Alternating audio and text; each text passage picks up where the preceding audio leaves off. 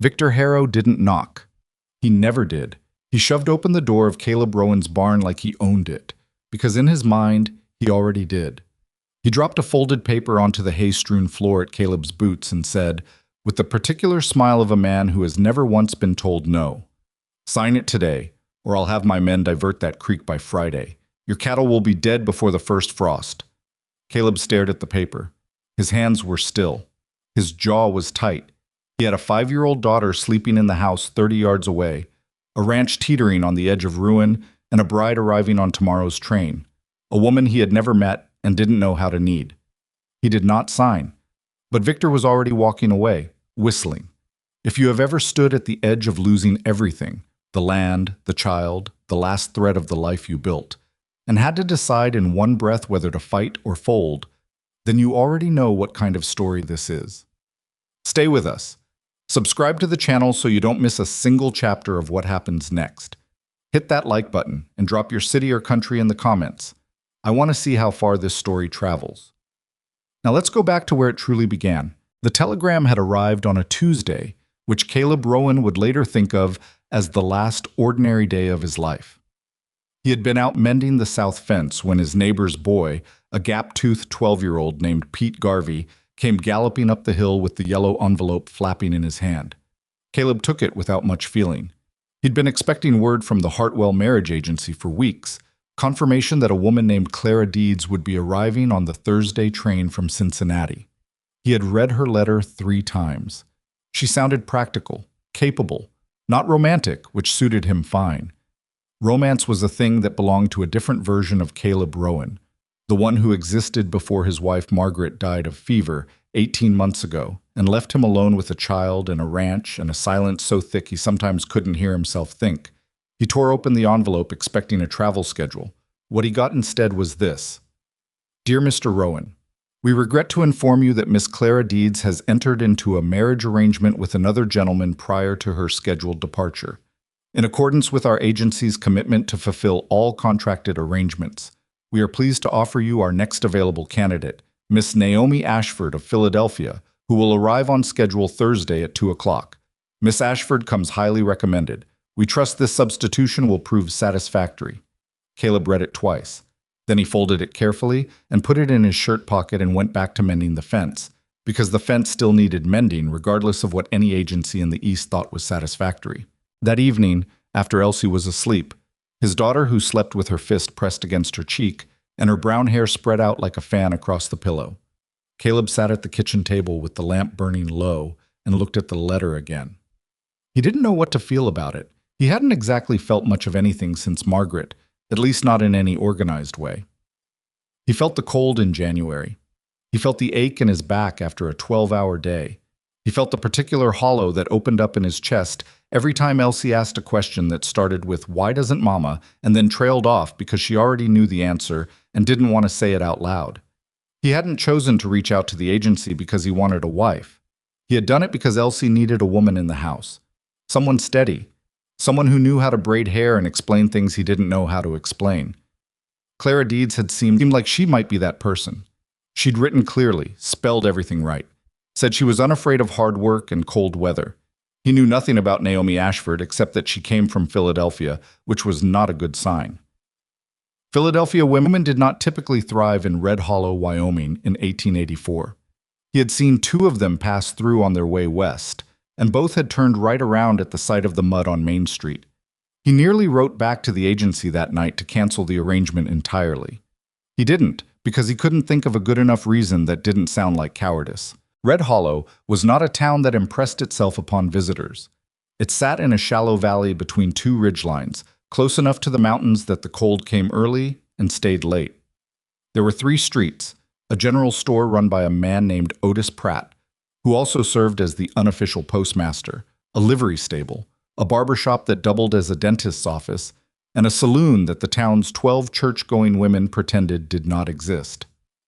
The train stopped there twice a week, Tuesdays and Thursdays, to take on water, drop mail, and occasionally release a passenger who had either made a very deliberate choice or a very serious mistake. Caleb arrived at the station Thursday at 1:30.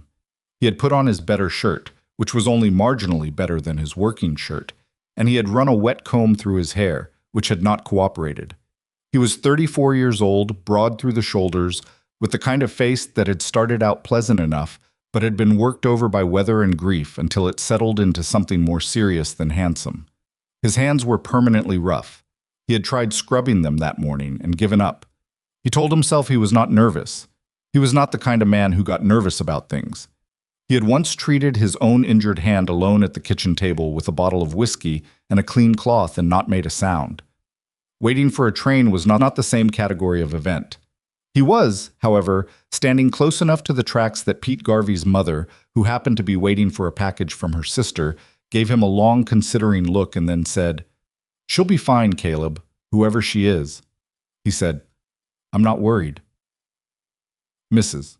Garvey's expression indicated that she did not believe him, and also that she did not blame him. The train came in 8 minutes late, which was actually early by Red Hollow's standards. Steam billowed up over the platform. 3 men got off carrying crates, then an older couple who turned out to be passing through to Cheyenne, and then, after a pause that Caleb would later remember as strangely suspended, like the moment before a door closes, a woman stepped down onto the platform.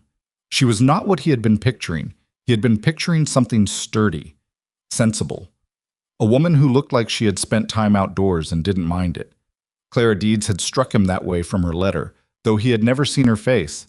Naomi Ashford was slight and straight-backed, with dark hair pinned up under a hat that was considerably nicer than anything worn in Red Hollow on a regular basis.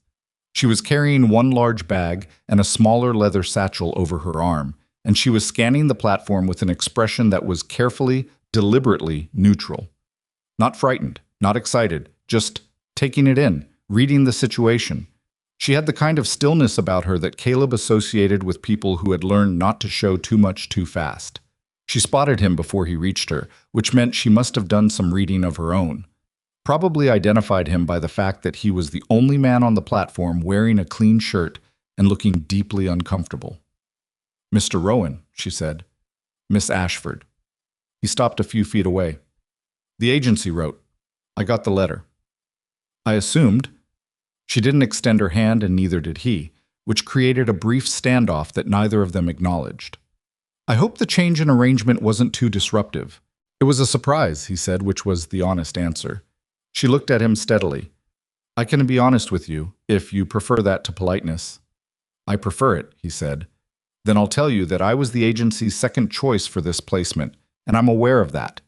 And I'll tell you that I'm not Clara Deeds, and I don't know what she promised you, but I'm here and I intend to make that worth something." She shifted the bag on her shoulder. "Now, is there a way to carry these bags, or do I manage them myself?" He reached out and took the large one without answering. She followed him to the wagon without any further discussion, which he found he appreciated more than he'd expected. Elsie had not been told about the change in arrangement. She had been told, several weeks ago, that a woman named Clara was coming to live with them, and she had greeted this information with the particular gravity that 5-year-olds reserve for things they consider very serious indeed. She had made up her mind about it quickly, the way children do, decided it was a good thing, a decided thing, and filed it away. Clara was coming. Clara would have brown hair like Mama. Clara would know how to make apple cake. These were not facts she had been given. They were facts she had decided. Caleb had not thought through the implications of this until Naomi stepped down from the wagon and Elsie came running out of the house where she had been waiting with Martha Garvey as a temporary minder, and Elsie stopped 6 feet short of the porch steps and stared. Naomi Ashford had dark hair, not brown.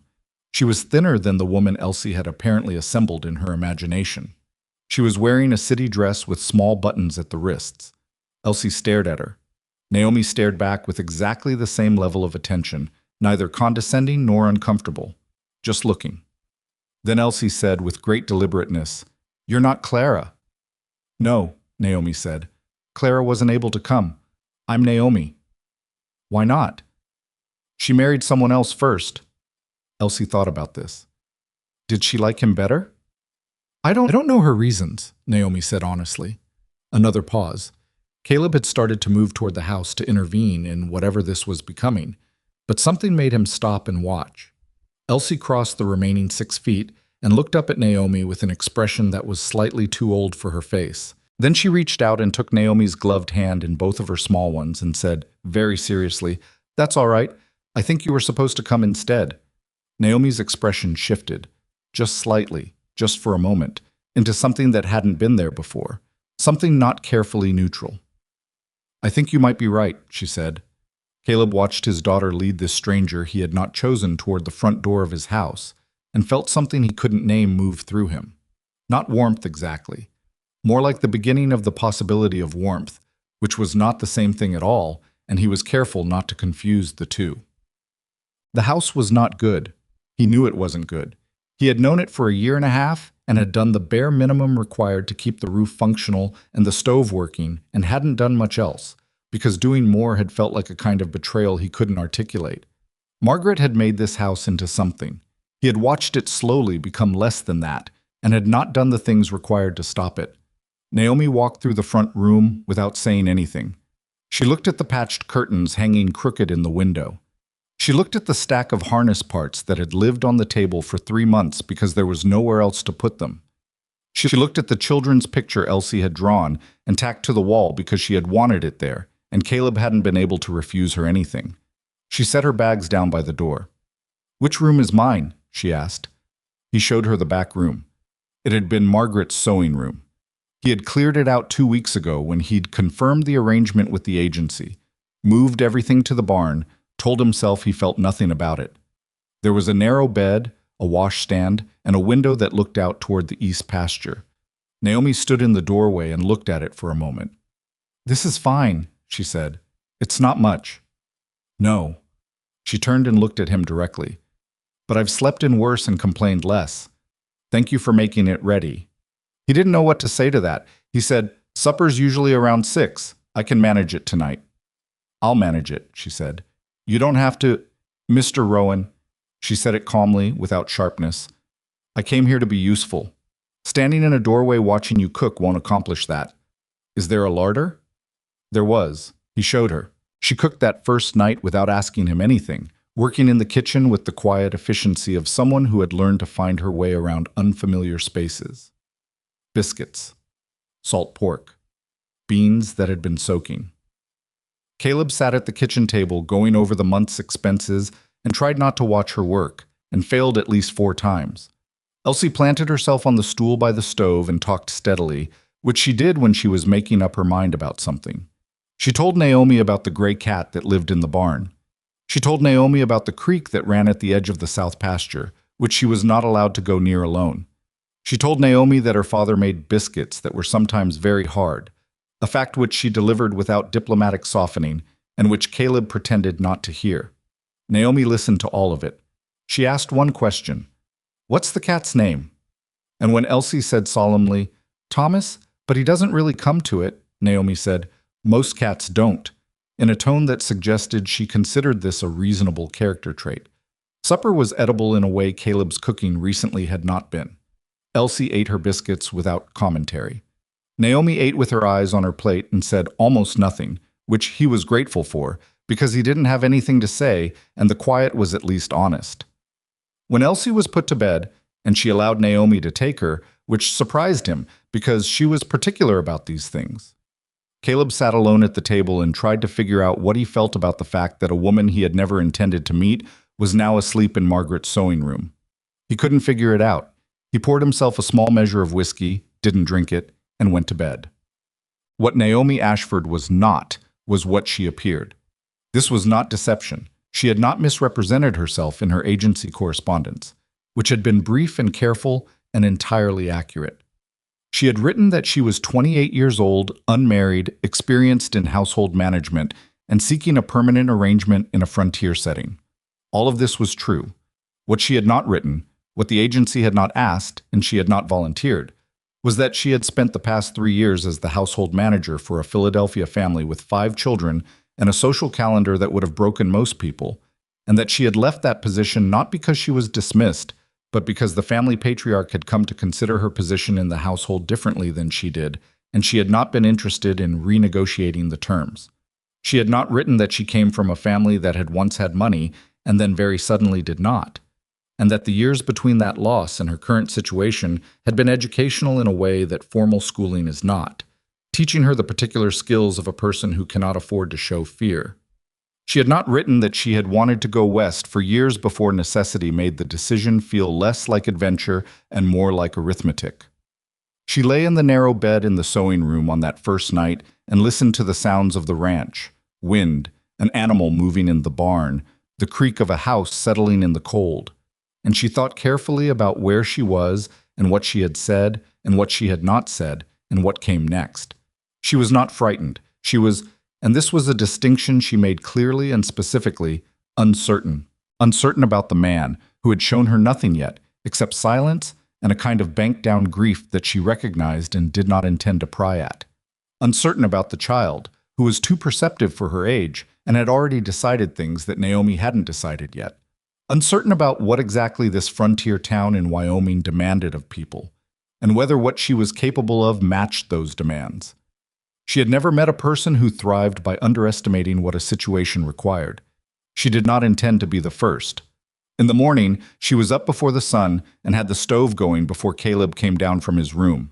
He stopped at the bottom of the stairs and looked at her as though recalculating something. "I woke early," she said. "I can see that. The water barrel's low. I noticed it last night. I'll haul from the creek this morning." "All right." She handed him a cup of coffee, which he took. He stood at the window with the cup and looked out at the early dark, and she went back to stirring the porridge, and neither of them said anything, and it was not comfortable exactly. It was more like two people deciding simultaneously not to make things harder than they already were, which is its own kind of beginning. The trouble with Victor Harrow began the following Monday. Caleb had not mentioned Victor Harrow in his agency correspondence. He had not mentioned the creek dispute or the property line disagreement, or the fact that Harrow had been applying pressure, in his particular indirect way, for the better part of 6 months. These were his problems. He had not asked a stranger to share them. Victor Harrow was 43, a landowner of consequence in the Red Hollow Valley, and a man who had constructed his entire conception of himself around the premise that he was owed more than he currently had. He had a legitimate operation, cattle, mostly, some horses, but legitimate was never quite enough for him. What he wanted was the creek. The Rowan Creek ran through the south pasture and into Harrow's upper grazing fields, but the water rights belonged entirely to Caleb's family, which had been a source of quiet, accumulating resentment in Harrow for years. What had once been quiet resentment had lately been converting into strategy. Caleb had told no one about the Monday meeting because he had not expected it to be what it turned out to be. Victor came to the ranch in a suit, which was the first warning sign. Men in Red Hollow did not wear suits to neighboring ranches unless they were there to negotiate something they wanted to look official about. He came with a man named Fowler, who was introduced as his legal representative, which was the second warning sign, and which Caleb clocked without expression. Naomi was inside the house. Elsie was at the Garvey place for the morning. Caleb met Harrow at the fence line between the barn and the yard, which put them in the open and not in the house, which was a deliberate choice. "Caleb," Harrow said warmly, because Harrow was a man who used warmth like a tool. "Looking well." "Victor," Caleb looked at Fowler. "Counselor." Fowler nodded with the expression of a man being paid to stand quietly and look authoritative. "Heard you got married," Harrow said. "Mail order affair. Good for you. Getting lonely out here." "What can I do for you, Victor?" Harrow smiled in the way of a man who has no problem taking his time, because time costs him nothing. He reached into his coat and produced a folded document and held it out. "Got a surveyor's report, re-examination of the property lines on your south quarter. Turns out the boundary markers from the original survey were placed wrong, about 30 feet off." He tapped the document. "Creek's on my side, Caleb, technically. Hate to bring that up, but there it is." Caleb did not take the document. "Who commissioned the survey?" "Independent firm, out of Cheyenne." "Independent," Caleb repeated. "Everything's in the report." Caleb looked at Harrow. He looked at Fowler. He looked at the document, which was still extended toward him, and did not take it. "I'll want to look at it," he said. "I'll want to compare it to my original survey." "Of course," Harrow said. "Take your time. You've got—" He appeared to consider. "Until Friday. After that, we'll need to start discussing water diversion, practically speaking." "Friday," Caleb said. "Hate to rush you, but the lawyers have deadlines." Harrow smiled again, the specific smile of a man dropping a problem on someone else's floor. "Give my congratulations to your wife." He left the document on the fence post. He and Fowler walked back to their horses. Caleb stood in the yard and watched them go, and the quiet afterward was a different kind of quiet than the one he'd gotten used to. He picked up the document and walked back toward the house. Naomi was at the kitchen window. She had been there long enough to see most of it. When he came inside, she was standing at the table, not pretending she hadn't been watching. "That was Victor Harrow," she said. Not a question. "How do you know his name?" "Mrs. Garvey mentioned him when she brought Elsie over this morning.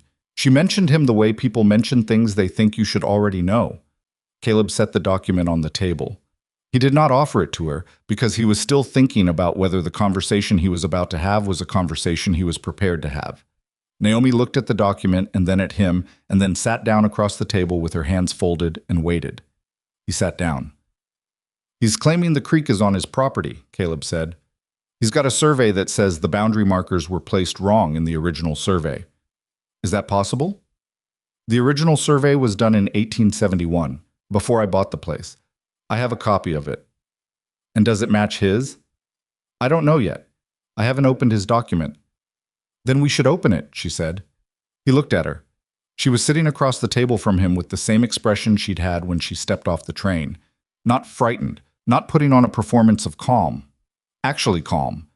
In the way that comes from having already decided you're going to deal with whatever you're looking at. He opened the document. They looked at it together for 40 minutes. Naomi was not a surveyor and neither was Caleb, but she had a sharper eye for inconsistency than he would have expected, and she caught two things he almost missed: a discrepancy in the elevation notation and a reference to a landmark that she said flatly could not be the same landmark described in the original survey because the measurements didn't line up. "He's had someone alter this," she said. "I can't prove that." "Not today," she said. "But it's altered. Someone who knew what they were doing, but not well enough." She looked at him. "Do you have a lawyer?" "Closest one is in Cheyenne." "Then we write to him tonight," she said, as though this were simply the next step in a sequence, and moved to stand up. "Naomi." She stopped. "This isn't your problem to carry," he said. He meant it as a courtesy. It came out sounding like something else, something more like an apology. She stood very still for a moment.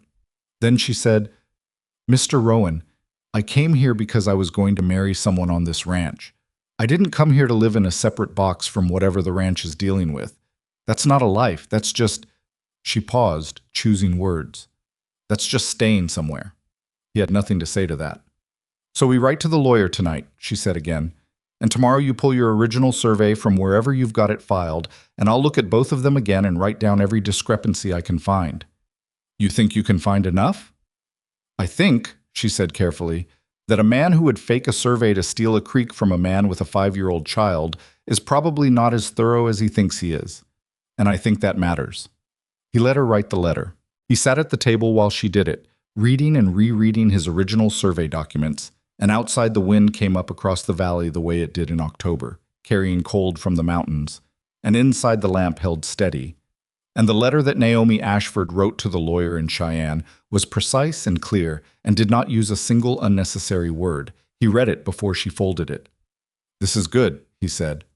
"I know," she said. Not arrogantly, just accurately. He thought about the woman the agency had originally sent him toward, Clara Deeds, who was now someone else's wife, who had seemed practical and capable from her letters. He thought about the fact that practical and capable had now been sitting across from him at his kitchen table for 6 days and had just spotted a fraudulent survey notation that he had almost missed, and had written a legal letter without breaking stride, and had done all of it without once suggesting he was lucky she was here. He was beginning to think he was lucky she was here. He was careful, however, not to say this out loud, because saying things out loud made them real in ways that were not always convenient for a man who was still carrying more than he knew how to set down. That Friday, Victor Harrow came back. He did not come alone. He brought Fowler and 2 other men, hands from his operation, large and quiet in the way of men who are brought to places not to speak, but to change the atmosphere of a room. Caleb was at the barn when they arrived. Naomi was in the house. By the time Caleb crossed the yard, Naomi was already on the porch. She had not hidden inside. She had come to the door, opened it, and placed herself in the frame of it, and was watching Harrow's party approach with the same particular focused stillness with which she looked at everything. She had her arms at her sides. She looked, Caleb thought later, like someone who had walked into an unfamiliar room and made up her mind within 30 seconds about where she stood in relation to everything else in it. Harrow looked at her. She looked back.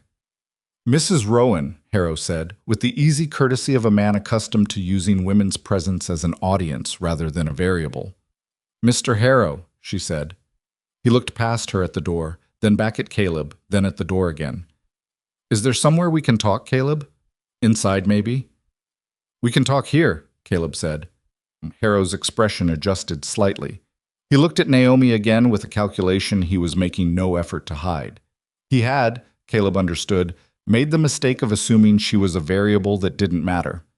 "Got a letter from your lawyer in Cheyenne," Harrow said. "I know, he told me he sent it. He's asking for a delay. Says you want a second survey commissioned." "That's what I want," Caleb said. Harrow smiled. "Caleb, look, I understand. A man in your situation wants to be sure of things. New wife, running a ranch alone." He spread his hands. "This doesn't need to be difficult. The survey is clear we could settle this privately between neighbors, spare both of us the lawyers." "What kind of settlement did you have in mind?" Caleb asked. "I take over the water rights, pay you a fair price for the creek access, and you keep the ranch. Everyone walks away whole." Caleb looked at him. "That creek is how I water my cattle November through April, when the upper wells freeze," he said. "That creek is why my family bought this land in 1871. I understand that." "I don't think you do," Caleb said. "Because if you did, you wouldn't have driven out here a second time with this same conversation." Harrow's pleasant expression developed, for the first time, a thin, cold edge. "I'm trying to be reasonable." "You're trying to take my property with a survey that doesn't match the original markers," Naomi said. The sentence landed quietly.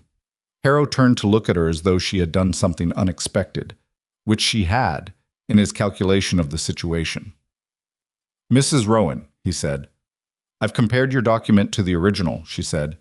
"The elevation notation on the south boundary marker doesn't match the terrain as it currently exists, which means someone measured from a different reference point than the 1871 survey. Deliberately or incompetently, I don't know which, but either way the documents don't agree." The yard was very quiet. One of Harrow's men shifted his weight. Fowler looked at the ground with the expression of a man whose client has just complicated his afternoon. Harrow looked at Naomi for a long moment. He looked at her the way men look at things that were not supposed to be obstacles. Then he looked back at Caleb. "You've got until the end of the month," he said. The warmth was gone from his voice. "Then we proceed through the court." He turned and walked back to his horse. His men followed. Fowler followed last, and he looked back once at Naomi, and his expression was something she catalogued without reacting to. When they were gone, Caleb stood in the yard and exhaled slowly. Naomi was still on the porch. She had not moved from the doorframe. "That was reckless," he said. Not angrily, honestly. "It was calculated," she said. He looked at her. "If he thought you were alone in this, he would keep coming back with different versions of the same offer until you were tired enough to take one. He needed to know you weren't alone." She paused. "I might have been wrong." "You weren't wrong," he said. She looked at him for a moment, then she nodded once and went back inside.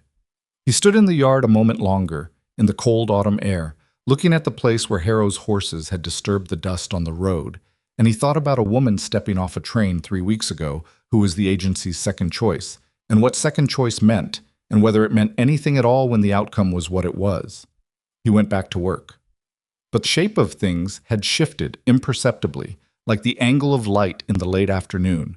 Still the same light, but landing differently now, making the familiar look like something you might not have properly seen before. The letter to Cheyenne went out on a Saturday, which meant it would not arrive until Wednesday at the earliest, and the lawyer's response would not come back until the following week, which left a gap of time in which Caleb had nothing to do about Victor Harrow except wait and work and try not to think too carefully about what the end of the month meant if the survey dispute didn't resolve in his favor.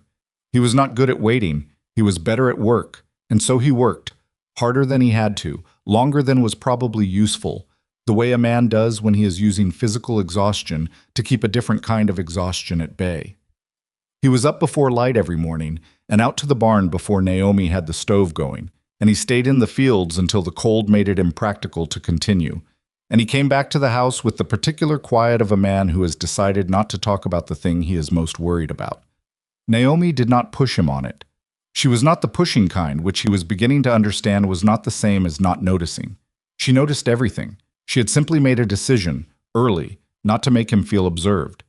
What she did instead was work. The house had been in the slow decline that overtakes a place when the person who cared most about it is gone, and the person remaining is surviving rather than living. Caleb had kept it functional. He had not kept it whole.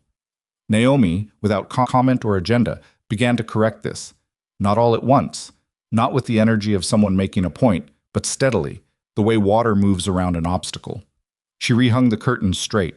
She cleaned the lamp chimneys so the light in the evenings was fuller. She found a crack in the kitchen wall where cold air was coming through and stuffed it with rags until the proper material could be sourced from Otis Pratt's store. She reorganized the larder in a way that made it possible to see what they had and what they needed, which turned out to be more than Caleb had been tracking. She did not ask him before she did any of this. She had assessed, decided, and acted, the same sequence she appeared to apply to most things. And when Caleb came in one evening and noticed the curtains were no longer crooked, he stood in the kitchen doorway for a moment and said nothing. And she waited to see if he would say something, and when he didn't, she went back to the stove. Later that night he said, "The curtains." "Yes," she said. "Margaret put those up," he said. It was the first time he had said her name in Naomi's presence. Naomi was quiet for a moment. "I can take them down if you'd rather they stayed as they were." "No," he said after a pause. She'd have hated them crooked. That was the end of that conversation. But something in the room had shifted, very slightly, the way a door shifts when the latch releases. It hasn't opened yet, but the resistance is gone. Elsie had developed the habit of following Naomi around the house in the mornings. She did this with a persistence that was not precisely intrusive. She stayed close enough to be present and far enough away to suggest that she was simply going in the same direction, which was Elsie's characteristic approach to most things she wanted. She had her mother's brown hair and her father's serious eyes, and a quality of observation that made grown adults occasionally feel they were being evaluated more thoroughly than they were comfortable with. She was not hostile to Naomi, which Caleb had been braced for. She was something stranger than hostile. She was proprietary. She had decided, in the way she had apparently decided many things, that Naomi was a fixed feature of her world, and she organized herself around this decision with the authority of a 5-year-old who has no concept of provisional. On a Tuesday morning 3 weeks in, Elsie had positioned herself on the kitchen stool and watched Naomi mend a tear in one of Caleb's work shirts and said, with no preamble, "Do you know how to braid?" "Yes," Naomi said without looking up. "Mama used to braid my hair. Papa tries, but it comes out wrong." A pause. "He pulls." "Braiding takes practice," Naomi said. "Can you practice on me?" Naomi put down the shirt and looked at her. "Right now?" "If you're not busy." "I'm mending." "Is mending more important than braiding?" Naomi considered this with the gravity it apparently deserved. "Not at this moment," she said, and set the shirt aside. Caleb came in from the barn 15 minutes later to find Elsie sitting very straight on a kitchen chair with Naomi standing behind her, working through her hair with a comb, and the expression on Elsie's face was one of concentrated bliss. The particular expression of a child receiving something they had been trying not to want too much, in case it didn't come. He stood in the doorway longer than he needed to. Then he went out again without making a sound. The winter preparation was the task that made things real. In Red Hollow, the window between the last warm days and the first hard freeze was narrow and unforgiving, and what you had stored and sealed and secured before it closed was what determined whether the season killed you or merely inconvenienced you. Caleb had survived 2 winters alone, the second one worse than the first, because the first one he had still been moving on momentum from Margaret's preparations, and the second one he had had to figure out from scratch what she had known automatically. This year Naomi came into it with a comprehensiveness that surprised him.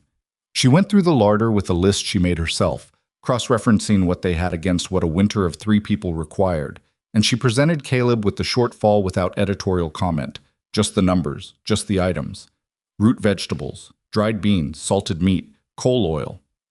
He looked at the list and felt something he didn't immediately identify, and then identified it as relief. The specific relief of a man who has been carrying a calculation alone and has just been handed a second pair of hands. They went to Otis Pratt's store together on a Thursday, which was unusual enough that Mrs. Garvey and a woman named Helen Marsh were both in the store at the same time and took note of it in the way that people take note of things in small towns. Not rudely, but thoroughly, with the intention of understanding what they were looking at. Naomi moved through the store with her list and did not look around for social navigation. She found what she needed, assessed what she couldn't find, and asked Otis Pratt direct questions that Otis Pratt answered with slightly more detail than he usually bothered with, because she asked as if the answers mattered. Helen Marsh ended up beside Naomi at the dry goods counter and said, with the friendliness of a woman who is also conducting an assessment, "You're Caleb's wife. The mail order." "Yes," Naomi said. "I'm Helen Marsh. My husband has the farrier operation on Mill Road." "Naomi Rowan," Naomi said, which was the first time Caleb had heard her use his name as her own, and it landed somewhere in him without his permission. Helen looked at the list in Naomi's hand. "You're doing the winter stores?" "Yes." "Smart to get it done early. Some years the road from Cheyenne closes before November." Helen paused. "Victor Harrow been out to your place?" Naomi looked at her. "Why do you ask?" "He's been out to 3 other ranches this year with surveys and lawyers. The Brennan place and the 2 Hooper brothers on the north side." Helen kept her voice level, informational. "He didn't get anywhere with any of them. The Brennans had to go to court about it. Cost them most of a season's profits." Naomi was quiet for a moment. "What happened with the survey dispute?" "Judge in Cheyenne found for the Brennans. Harrow's survey had errors." Helen said it without satisfaction. "But the judge also said the errors weren't provably intentional, so Harrow paid nothing for it, just walked away." "Same surveyor?" Naomi asked. Helen Marsh looked at her with a slight change of expression, the look of someone who has just recalibrated what they're talking to. "Same firm," she said. "Cheyenne firm. Man named Aldridge." "Thank you," Naomi said. "You're welcome." Helen paused. "You're not what I expected." "What did you expect?" "Something softer," Helen said without apology. "Philadelphia women usually are." Naomi looked at her. "I grew up soft," she said. "It just didn't take." Helen Marsh laughed, genuinely, not politely, and the sound of it moved through the store, and Caleb, who was across the room negotiating the price of coal oil with Otis Pratt, heard it and looked over without meaning to, and what he saw was his wife standing at the dry goods counter with a woman who was laughing, and it was so ordinary and so unexpected that he looked away quickly before either of them noticed. On the ride back, Naomi told him about Aldridge. Caleb drove and listened. The wagon moved over the rutted road, and the sky above the valley was the specific pale gray of late October in Wyoming, which is not a warm color but has its own kind of beauty if you've lived with it long enough to stop fighting it. "If it's the same firm," Naomi said, "then there's a pattern, and a pattern is something a court can look at." Helen Marsh doesn't know it was intentional. "No, but she knows the name of the firm, and I know the firm's name on Harrow's document, and they match. That's worth something in a letter to your lawyer." "You want to write another letter?" "I want you to write another letter," she said. "It should come from you." He glanced at her. "You'd write it better." "Maybe. But it should come from you. The ranch is yours." He looked back at the road. "We could draft it together." She was quiet for a moment. "All right," she said. The word together sat in the space between them without either of them commenting on it, and the horses moved through the gray afternoon, and the valley spread out around them with all its indifferent beauty. And Caleb thought about the fact that he had been to Otis Pratt's store 43 times without anyone in it laughing, and that this was apparently what it took to change that. The letter went out Friday. By the following Wednesday, something else had happened that changed the shape of everything. It was Elsie who caused it, in the way that small children cause significant things, without intention and without warning, in the gap between one moment and the next. She had been coming down with something for 2 days, the low-grade restlessness and flushed cheeks that precede an illness in children the way clouds precede weather, and Caleb had noticed and not wanted to notice, because illness in children on isolated ranches carried a specific terror that he could not be rational about. Not after Margaret. His wife had started with a fever and been dead in 11 days. And this was not a thing that a person recovered from knowing, even when the logical part of his mind told him that Elsie was 5 years old and strong and this was almost certainly a winter cold, and not the thing that had taken Margaret. The logical part of his mind and the other part of his mind had not always been on good terms since then. On Wednesday night, Elsie's fever came up properly. She woke at 2 in the morning crying, not loudly, not dramatically, the way children cry when they are genuinely frightened rather than performing. And Caleb was out of bed before he was fully awake, and at her door, and found her sitting up with her fist pressed to her chest, the specific gesture she made when something hurt, and she was trying not to show it, and the fever was high enough that her skin was hot under his palm. He stood in her doorway with his heart going at a speed that had nothing to do with the physical exertion of walking down a hallway. "It hurts," Elsie said. Her voice was small. "I know," he said. "I know, sweetheart." He sat on the edge of her bed and pulled her against him, and she came readily, which told him the fever was worse than it looked because Elsie did not do anything readily. He sat there in the dark with his daughter against his chest and tried to remember what you were supposed to do. Cold cloth, water. He knew this. He knew this, and his mind was going sideways in a direction he was trying not to let it go. The door opened. Naomi came in without ceremony, wearing her robe, carrying the lamp from the hallway, and a cloth already dampened. She had heard and assessed and already started moving before she came to the door. She crossed to Elsie's side of the bed, set the lamp on the washstand, and put her hand against Elsie's forehead with the same focused practicality she brought to everything. "Hi," she said, "but not dangerous yet." "How do you know?" The question came out rougher than he intended. "Because she's coherent and her breathing's even." Naomi met his eyes over Elsie's head. "She has a fever, Caleb. Children get fevers. This one is manageable." He recognized dimly that she was saying this to him as much as about Elsie. He recognized it, and it helped, which embarrassed him. "What do we do?" he said. "Cloth on her forehead, water when she can take it. Keep the room warm but not too warm, and stay with her."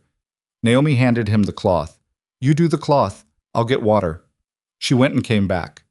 They sat on either side of Elsie's narrow bed through the rest of the night, taking turns with the cloth, getting water into her when she would take it, and Elsie drifted between sleep and half-wakefulness, and at one point, in that floating, unclear state between the two, reached out one hand to each of them and held on. Caleb looked at his daughter's hand in his own, and Naomi's hand in Naomi's, and at Naomi across the small distance of the bed, and did not say anything because there was nothing to say that wouldn't require him to say too much. By morning, the fever had broken. Elsie slept properly, limp and damp and deeply unconscious, the way children sleep when a fever releases them. Naomi was at the window when Caleb looked up, gray dawn light coming through, and her face had the particular exhaustion of a person who has been watching carefully for hours. "She'll be fine," Naomi said, quietly, not performing confidence, just saying what was true. He nodded. There was a long silence. He should have gone to start the stove and let her rest. He sat where he was for another minute, in the chair beside Elsie's bed in the early gray light, and said, "When Margaret got sick, the fever came on fast. 6 days after it started, she didn't know who I was." Naomi said nothing. She was listening. "I was convinced all night it was the same thing," he said. "I know," she said. "You couldn't have known that." "I could see it on your face," she said. Not unkindly. "You weren't looking at Elsie. You were looking past her." He looked at the floor. "It wasn't the same thing," she said. "And you didn't fall apart. You stayed and you did what needed doing. That's what she needed from you." He didn't respond to that. He got up and went to start the stove because the house was cold, and someone had to, and because he had said more than he was used to saying and needed the movement. But he thought about what she'd said for the rest of the day in the way you think about something that has corrected a wrong angle you didn't know you were holding. Elsie recovered in 2 days with the unnerving speed of children and emerged from her room on Friday morning fully herself, demanding to know if Thomas the barn cat had been fed while she was sick, and whether Naomi would make the bean soup again because it was better than the regular soup. Life resumed.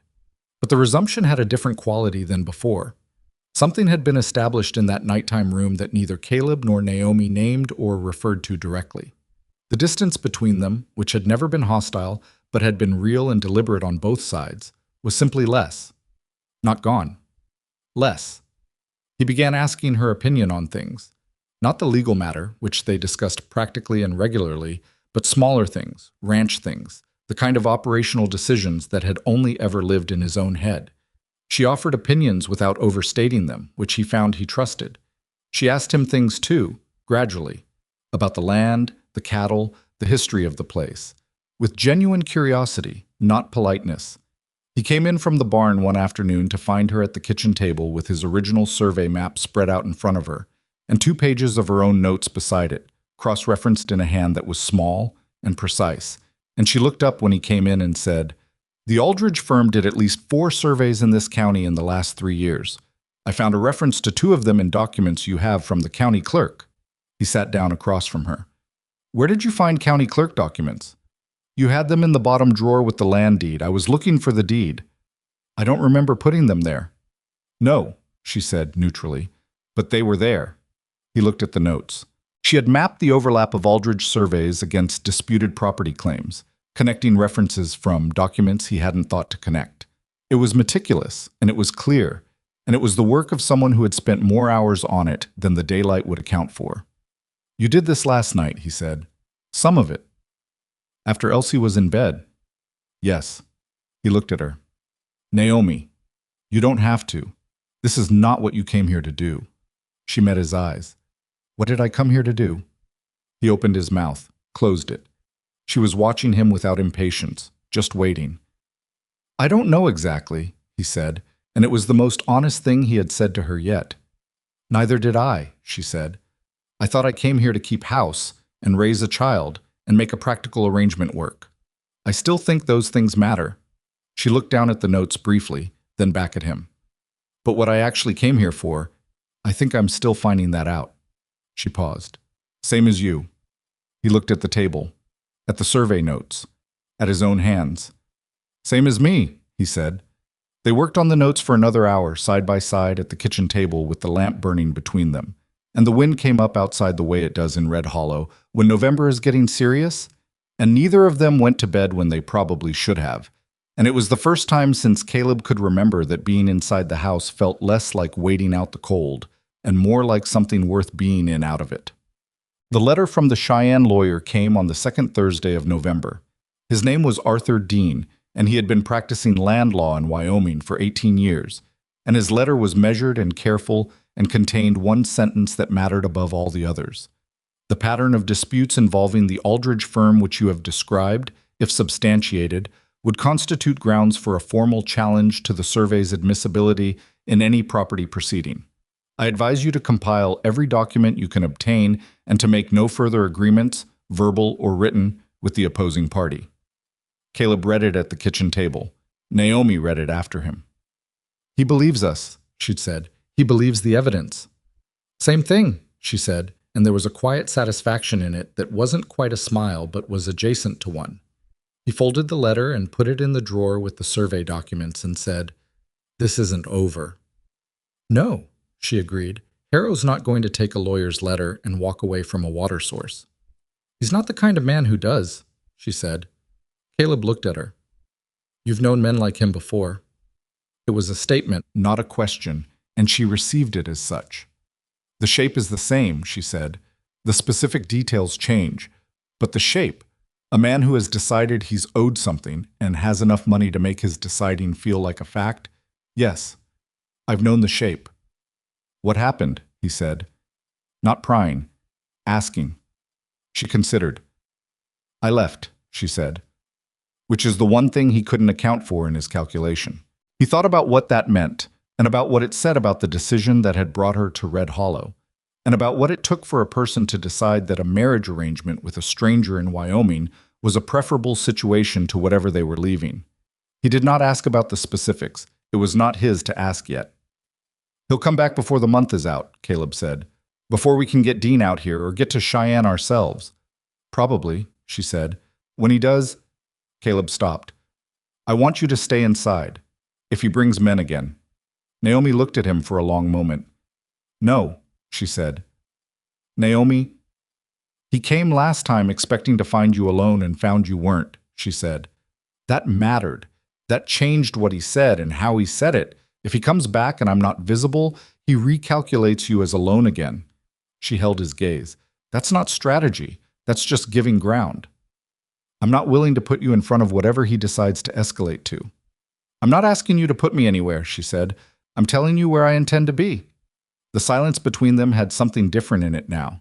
Not tension exactly, more like two things of similar weight pushing against each other and finding they are well matched. You are the most difficult woman I have never asked for, he said. It came out differently than he'd intended, less like a complaint and more like something else, something that surprised him as he heard himself say it. She looked at him, and something moved across her face that she didn't quite contain in time. Not amusement, warmer than that. I know, she said, but you'll find I'm also the most useful one. He didn't argue the point.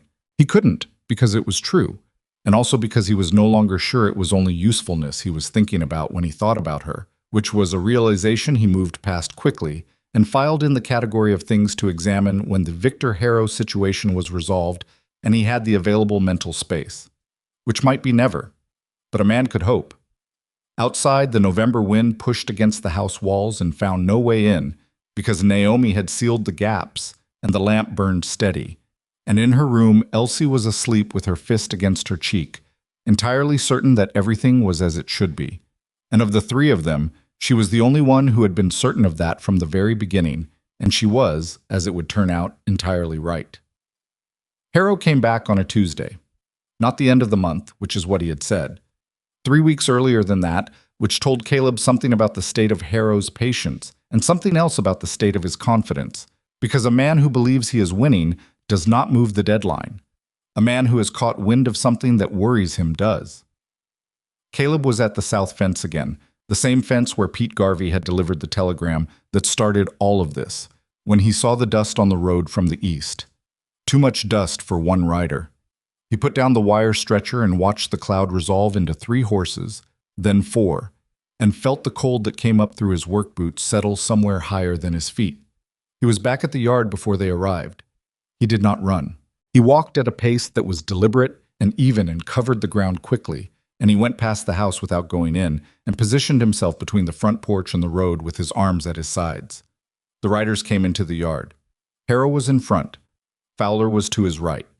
The 2 large hands who had come before were there, and this time there was a 4th man Caleb didn't recognize, younger, narrower, wearing a coat that was too good for ranch work and carrying a document case under his arm, which meant he was another lawyer or something that wanted to look like one. Behind Caleb, the front door opened. He had known it would. He had told himself on the walk back that he was going to ask her to stay inside, and he had known, even as he formed the thought that the conversation they'd had 3 weeks ago had already settled that question, and that asking again would not change her answer and would also be a waste of the 20 seconds before Harrow's horse reached the fence line. Naomi came to stand beside him. Not behind him. Beside him. A half step to his left, close enough that he could have touched her arm without moving, and she stood the way she stood at everything, straight, still, giving nothing away. Harrow reined in. His eyes went to Naomi and stayed there for a beat longer than necessary, a calculation he made openly, the way men do when they have decided you are not worth the courtesy of disguising it. Then he looked at Caleb. Didn't expect to find you at home, Harrow said. Thought you'd be out working. I saw you coming, Caleb said. Harrow smiled at that. He stepped down from his horse and handed the reins to one of his hands and walked forward with his particular unhurried ease. The younger man with the document case followed. Fowler stayed on his horse, which Caleb noted. Got some new information, Harrow said. Thought it was better to discuss in person. What information? Harrow nodded to the young man who opened his case and produced a document and stepped forward.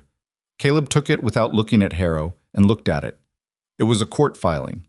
An application for a temporary injunction against the Rowan Ranch's use of the creek pending resolution of the boundary dispute. Filed 6 days ago in the Cheyenne District Court. Caleb read it once, quickly, and felt the specific cold clarity that comes when something you have been braced for finally arrives. Already filed, he said. Didn't see a point in waiting, Harrow said. Given that your lawyer's been sending letters, figured we'd move it along formally. Dean didn't mention this. It was filed Monday, probably hasn't reached him yet. Harrow looked satisfied in a way he was not working very hard to conceal. Injunction hearing is set for December 14th in Cheyenne. Judge Alderton's docket. He paused. Here's the situation, Caleb. You go to that hearing, you're looking at legal fees, travel, lost time from the ranch in the middle of winter. And even if you contest the survey, the Aldridge firm has filed in Cheyenne before and has a track record the court knows. A track record of fraudulent surveys, Naomi said. Her voice was level. No sharpness, no heat. Just the sentence. Harrow turned to look at her. Something changed in his expression. Not anger, not yet, but the particular attention a man pays when something has been said that he did not budget for. Mrs. Rowan, he said. The Brennan dispute, she said, and the Hooper brothers, same firm, same surveyor. The judge in that case found errors in the Aldridge survey but declined to rule on intent. She looked at him directly. We've been in contact with the Brennans. They had not been in contact with the Brennans. Caleb did not move a muscle. Harrow was quiet for 3 full seconds. That's interesting, he said slowly. He was looking at her the way you look at a hand of cards that has shown you something you weren't expecting. You've been doing some research. We've been doing some research, she said. Both of us. Harrow looked at Caleb. Caleb held his gaze. My offer still stands, Harrow said. Water rights for fair market value. You walk away with cash, keep the ranch, no court date in December. The offer doesn't stand, Caleb said. It never stood. The creek belongs to this property, and I'm not selling what's mine. Harrow's pleasant expression did not break. It was too practiced for that. But it thinned. Something underneath it pushed through. You're making this harder than it needs to be, he said. For yourself. For your family. The last word landed with a deliberateness that was not incidental. Caleb felt Naomi go still beside him. Not frightened still, focused still, the way a person goes still when they are paying very close attention to exactly what has been said and why. I think you should leave, Caleb said. Harrow looked at him for a long moment. Then he looked at Naomi, then back at Caleb. And in that look was the flat assessment of a man who has decided that patience has a limit and he is approaching it. December 14th, Harrow said. I'd get your affairs in order. He walked back to his horse. His men followed. The young lawyer packed up his case with the careful efficiency of someone who is paid to remain expressionless and did not quite manage it. He glanced at Naomi once as he turned, a quick look that said more than he probably intended. They rode out. Caleb and Naomi stood in the yard and watched them go, and when the dust had settled back down on the road, he exhaled slowly through his nose and said, We haven't been in contact with the Brennans. Not yet, she said. He looked at her. But we should be, she said. Today, if possible. Do you know where they are? North Brennan Place is 14 miles up the valley. Can you take me there this week? He thought about the fencing that still needed doing, and the cattle that needed checking on the upper pasture before the next cold snap, and the December court date that was now a fixed fact on the calendar rather than a threat. Thursday, he said. I can take you Thursday. She nodded. Then she said, He called you family. What? When he said for yourself, for your family. He was including me in that. She said it without inflection. He expected it to frighten me. Did it? She was quiet for a moment, looking at the road where the dust was still settling. It made me angry, she said, which was, Caleb understood, a different thing entirely. They went to the Brennans on Thursday. The Brennan place was north of Red Hollow, higher up the valley, where the wind had more room to run and the cold came down earlier off the mountain ridgeline. Patrick Brennan was 61, a thick-set Irishman who had come west 20 years ago and put down roots with the particular stubbornness of a man who has decided that moving is something he is done with. His wife Catherine was a small, precise woman with gray hair and eyes that measured things quickly. Caleb explained the situation in the front room of the Brennan house with Naomi beside him and Patrick and Catherine Brennan across the table. And Patrick listened without interrupting, which Caleb had not expected, and then said, Same surveyor. Aldridge firm, Caleb said. Patrick looked at Catherine. Something passed between them that was the specific shorthand of people who have talked about a thing many times. We have our documents, Catherine said. She was already getting up. Every piece of paper from that dispute. I kept them all. She came back with a wooden box, the kind that had once held something else and had been repurposed into a record-keeping box. Letter-sized papers folded neatly, organized by date. She put it on the table and Naomi leaned forward without being asked and began to go through it with Catherine guiding her, and Patrick looked at Caleb with the expression of a man who is deciding how much to say. He came at us for 2 years, Patrick said quietly. Started with the survey, same as you. When that didn't work right off, he started with the water. Diverted a tributary up the hill, claimed it was a drainage improvement on his land. Dried up part of our east pasture. Can he do that legally? His lawyer said yes. Our lawyer said the question was complicated. Patrick's voice was flat. Cost us $800 and 14 months to establish that our lawyer was right. Caleb sat with that number. $800 was more than the ranch cleared in most years. He came away from it without paying anything, Patrick said. Just walked away. Started looking at the next property. He looked at Caleb. He picked you because you were alone. I know. He thought the new wife would make you more uncertain, Patrick said. More interested in settlement. He thought wrong. Patrick looked across the table to where Naomi and Catherine were working through documents with the focused quiet of two women who have recognized in each other a similar quality of attention. Yes, he said. I can see that. Catherine had found something. She was pointing to a line in a document, and Naomi was reading it and nodding slowly. The elevation notation, Naomi said. That's what our surveyor said, Catherine confirmed. Same error. The reference benchmark they used was 40 feet uphill from the one in the original survey. It makes the boundary appear to shift south. If they used the same wrong benchmark on ours, Naomi said, then the error isn't coincidental. It's a method. That's what our lawyer argued, Catherine said. The judge agreed the method was unreliable, but declined to rule on whether it was deliberately unreliable. Because Aldridge testified it was a measurement mistake, Naomi said. Yes. Did your lawyer challenge Aldridge's other surveys at the time? He didn't know about the Hoopers, Catherine said. We didn't know about the Hoopers until after the ruling. Naomi sat back. She looked at Caleb. 3 properties, she said.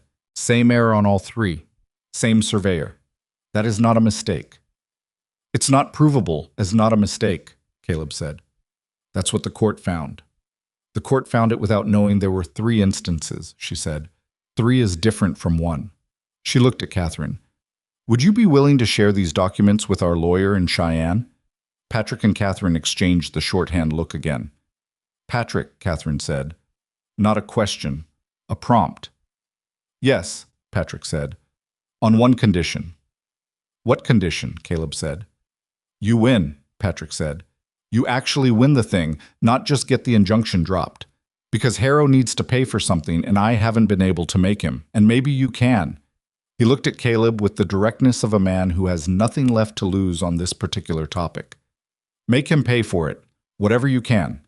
Caleb thought about the December date and the $800 and the 14 months and the dried-up east pasture. I'll do what I can, he said. That's all I'm asking, Patrick said. They stayed for 2 hours. Catherine fed them bread and salt beef and strong coffee, and when they left, she pressed the entire wooden box of documents into Naomi's arms and said, Bring the box back when you're done. I'll want the papers back. Naomi said she would. They shook hands, which struck Caleb afterward as the right gesture. Not a hug, not a wave, a handshake. 2 women who had just become allies in a practical matter and acknowledged it accordingly. On the drive back, the sky was doing something complicated with clouds and the remaining light, and the road was empty in both directions as far as either of them could see. Naomi had the document box on her lap, and one hand on top of it to keep it from sliding on the ruts. 3 properties, Caleb said. 3 that we know of, she said. There may be more. Dean should search the Cheyenne court records for any Aldridge filing in the last 5 years. That's going to cost. Yes, she said, but less than what it costs to lose. He drove. She looked at the box. Patrick Brennan said Harrow picked you because you were alone, she said. He did. He's not entirely wrong, she said. You were alone. It's harder alone. He glanced at her. The afternoon light was coming at a flat angle across the valley, and it caught the side of her face, and she was looking at the road ahead with an expression that was not the careful, neutral expression he had first seen on the train platform. It was something more open than that, something that had been arriving slowly, the way warmth arrives in a room, gradually, until you look up and realize it's there. I'm not alone now, he said. It was a simple statement. He said it plainly, without decoration, which was the only way he knew how to say things that mattered. Naomi did not look at him, but the hand on top of the document box shifted slightly, and her posture changed by some small degree that he couldn't have described precisely. And she said, "No, you're not." The horses moved on down the road, and behind them the last light went out of the sky, and Red Hollow came up in the distance with its 3 streets and its smoking chimneys. And they came home to the house where Elsie was waiting with Martha Garvey and a series of questions about Thomas the barn cat that needed answering immediately. The letter to Arthur Dean went out Friday with the Brennan documents, and Caleb wrote it himself this time. No drafting, no collaboration, just the facts laid out in the plainest possible order, because plainness was what the situation called for, and he was good at it. Naomi read it before he sealed the envelope and said, "Good," and meant it, and handed it back. What came back from Dean 12 days later was not a letter but a telegram, which meant it was urgent enough that Dean had paid for the wire, which was not a thing lawyers did when the news was comfortable. The telegram said, "Aldridge firm subject to existing complaint in Laramie County. Filed October this year, stop, details follow by letter, stop. Do not agree to any extension or postponement, stop. Come to Cheyenne if possible before December 10th, stop, Dean." Caleb read it at the kitchen table. Naomi read it after him. "Someone else," she said. "Someone else filed against Aldridge in Laramie County," he said, "before us. And Dean didn't know about it when he wrote the first letter.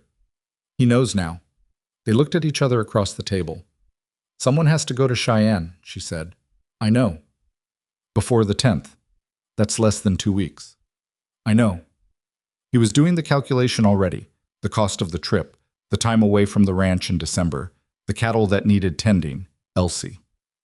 "I can manage the ranch for 3 days," Naomi said. He looked at her. "I can," she said, not insistently, factually.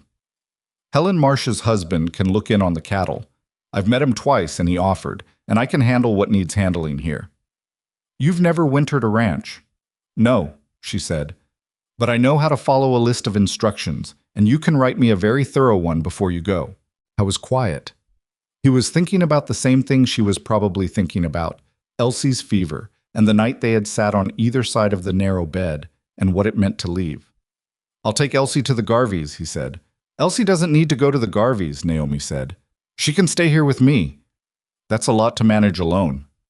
"Caleb," she said his name with patience, "I have been managing difficult things alone for longer than you've known me. Let me do this." He looked at her. "All right," he said. He left on the 8th, on the early Tuesday train.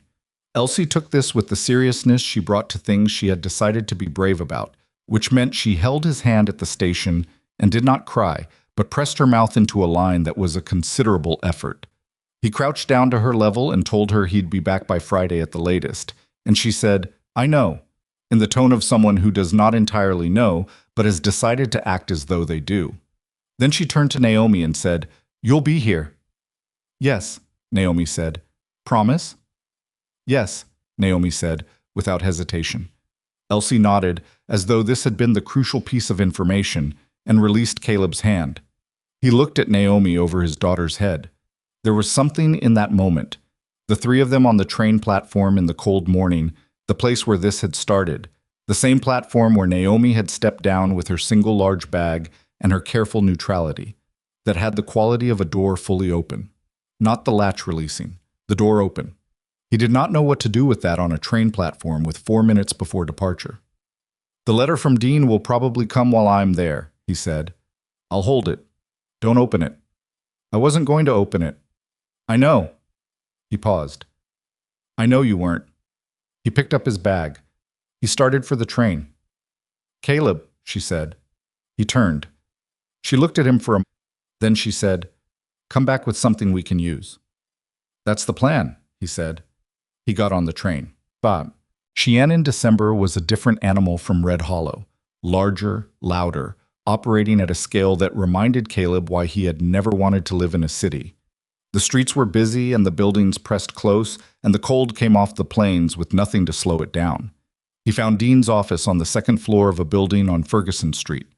Arthur Dean was a thin, organized man of 50 who had the manner of someone who has seen enough frontier property disputes to have lost any remaining capacity for surprise.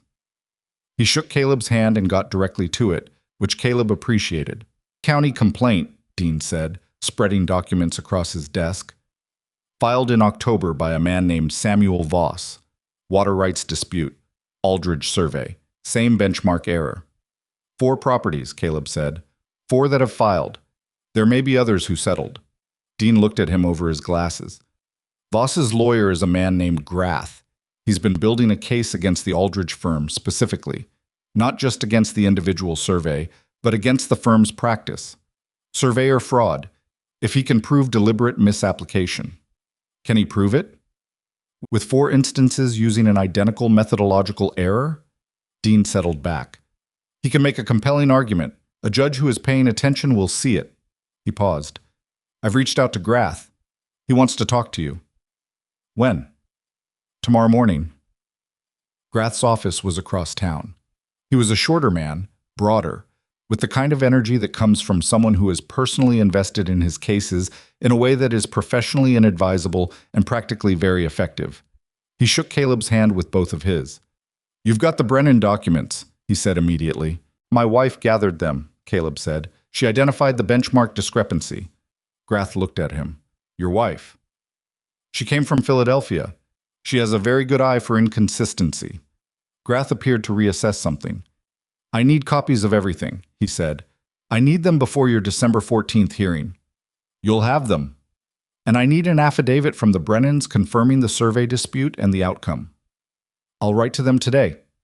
Grath spread his own documents across the table, and they worked for 3 hours, cross-referencing every Aldridge filing they could locate against the pattern of benchmark errors. By the end of the 3rd hour, they had 6 properties, not 4, 6, with the same methodological signature spanning 5 years and 2 counties. 6 is not a mistake, Grath said. No, Caleb said. 6 is a business model. Caleb thought about Victor Harrow in his good suit with his pleasant smile, dropping a document on a fence post and whistling as he walked away. He thought about Patrick Brennan's $800 and his dried-up East pasture. He thought about the Hooper brothers, who had both settled early and said nothing publicly. Can we get this in front of Alderton on the 14th, he said. Not all of it, but enough to challenge the survey's admissibility. If Alderton kicks the survey, Harrow has no case. And if he doesn't kick it, then we go back to the property line argument, which is weaker but not lost. Grath looked at him. The Brennan documents are what changes this. Your wife finding that benchmark correlation. That's what makes 6 instances look like a pattern instead of 6 bad surveys. Caleb thought about Naomi at the kitchen table with the lamp burning, working on survey maps at midnight while he was asleep. He thought about her on the porch when Harrow came the 2nd time, saying the elevation notation doesn't match in a voice that had no performance in it anywhere. She'll be glad to hear it, he said. Bring her to the hearing, Grath said. She's managing the ranch. Find a way, Grath said. A judge sees a man alone, he sees a property dispute. He sees a man with his family, he sees what Harrow is actually trying to take. He paused. I'm not saying it should work that way. I'm saying it does. Caleb sat with that for a moment. I'll see what I can arrange, he said. He came back to Red Hollow on Friday, as promised. The train pulled in at 2:30, and Naomi was at the station, which he had not expected. She had Elsie beside her and the wagon behind her, and she was wearing her good coat against the cold, and when he stepped down from the train, Elsie let go of Naomi's hand and ran the last 12 feet with total disregard for the dignity of the platform. He caught her and picked her up, and she said, Thomas caught something in the barn, in the tone of someone who has been waiting to deliver news and finally has the opportunity. Did he? Caleb said. A very large mouse. Naomi let me watch. Did she? She said it was nature, Elsie said gravely, and that nature is sometimes unpleasant but important. He looked at Naomi over Elsie's head. She was watching him with the expression that was not quite a smile, which he was beginning to be able to read as what it actually was. A smile that she had decided not to put fully on the outside yet, for reasons of her own. How was the ranch? He said. Intact, she said. Dean's letter came. I held it. Good. Tom Marsh came twice to check the cattle. One fence post on the north side came loose. I had Pete Garvey's older brother fix it for 30 cents. That's a fair price. I thought so. She took Elsie from him and set her down. How was Cheyenne? He picked up his bag. Come home, he said. I'll tell you everything. They walked to the wagon. Elsie went between them, one hand in each of theirs, holding on with the total commitment of a child who has decided this is where her hands belong. And the cold afternoon settled around Red Hollow with its 3 streets and its smoking chimneys. And Caleb looked at the town he had lived in for 11 years and felt, for the first time in longer than he could account for, that he was arriving somewhere rather than just returning.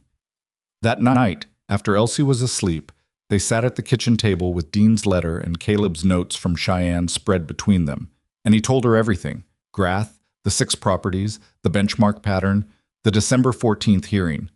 She listened without interrupting, which was the way she listened to everything that mattered. When he finished, she said, 6. 6, he confirmed. He's been doing this for 5 years. At least. She looked at the table, at the survey maps she had memorized, at the letter from Dean. Then she said, Grath wants us at the hearing. He didn't say us. He said family, she said. Which is us. The word landed the same way it had when it was in Harrow's mouth, but differently, entirely differently, the way the same note sounds different depending on the instrument. Can you arrange it? Caleb said. Not a question exactly, more like an opening. Helen Marsh will take Elsie, Naomi said. She offered last week, and I can be ready to travel by the 12th if we leave Tuesday. She had already been calculating. She had already been thinking about it. He had said we, and she had heard it the same way he'd meant it. Tuesday, he said. Tuesday, she confirmed. He looked at her across the kitchen table, in the lamplight, with the survey papers between them and the cold pressing at the sealed walls of the house. And he thought about a telegram that had arrived on an ordinary Tuesday and changed the shape of everything. And about a woman who had stepped off a train and stood in the doorframe of a porch and said, I intend to make that worth something, and had made good on the intention in ways neither of them had imagined yet, and some that were still arriving. Naomi, he said. She looked up. He did not have the words precisely organized. He was a man who worked better with practical things, fence lines, cattle counts, plainly stated facts. But there were things that did not belong to the category of practical, and they had been accumulating in him for weeks without a category to live in, and sitting across from her in that kitchen at the end of that particular day, he ran out of room for them in the uncategorized drawer.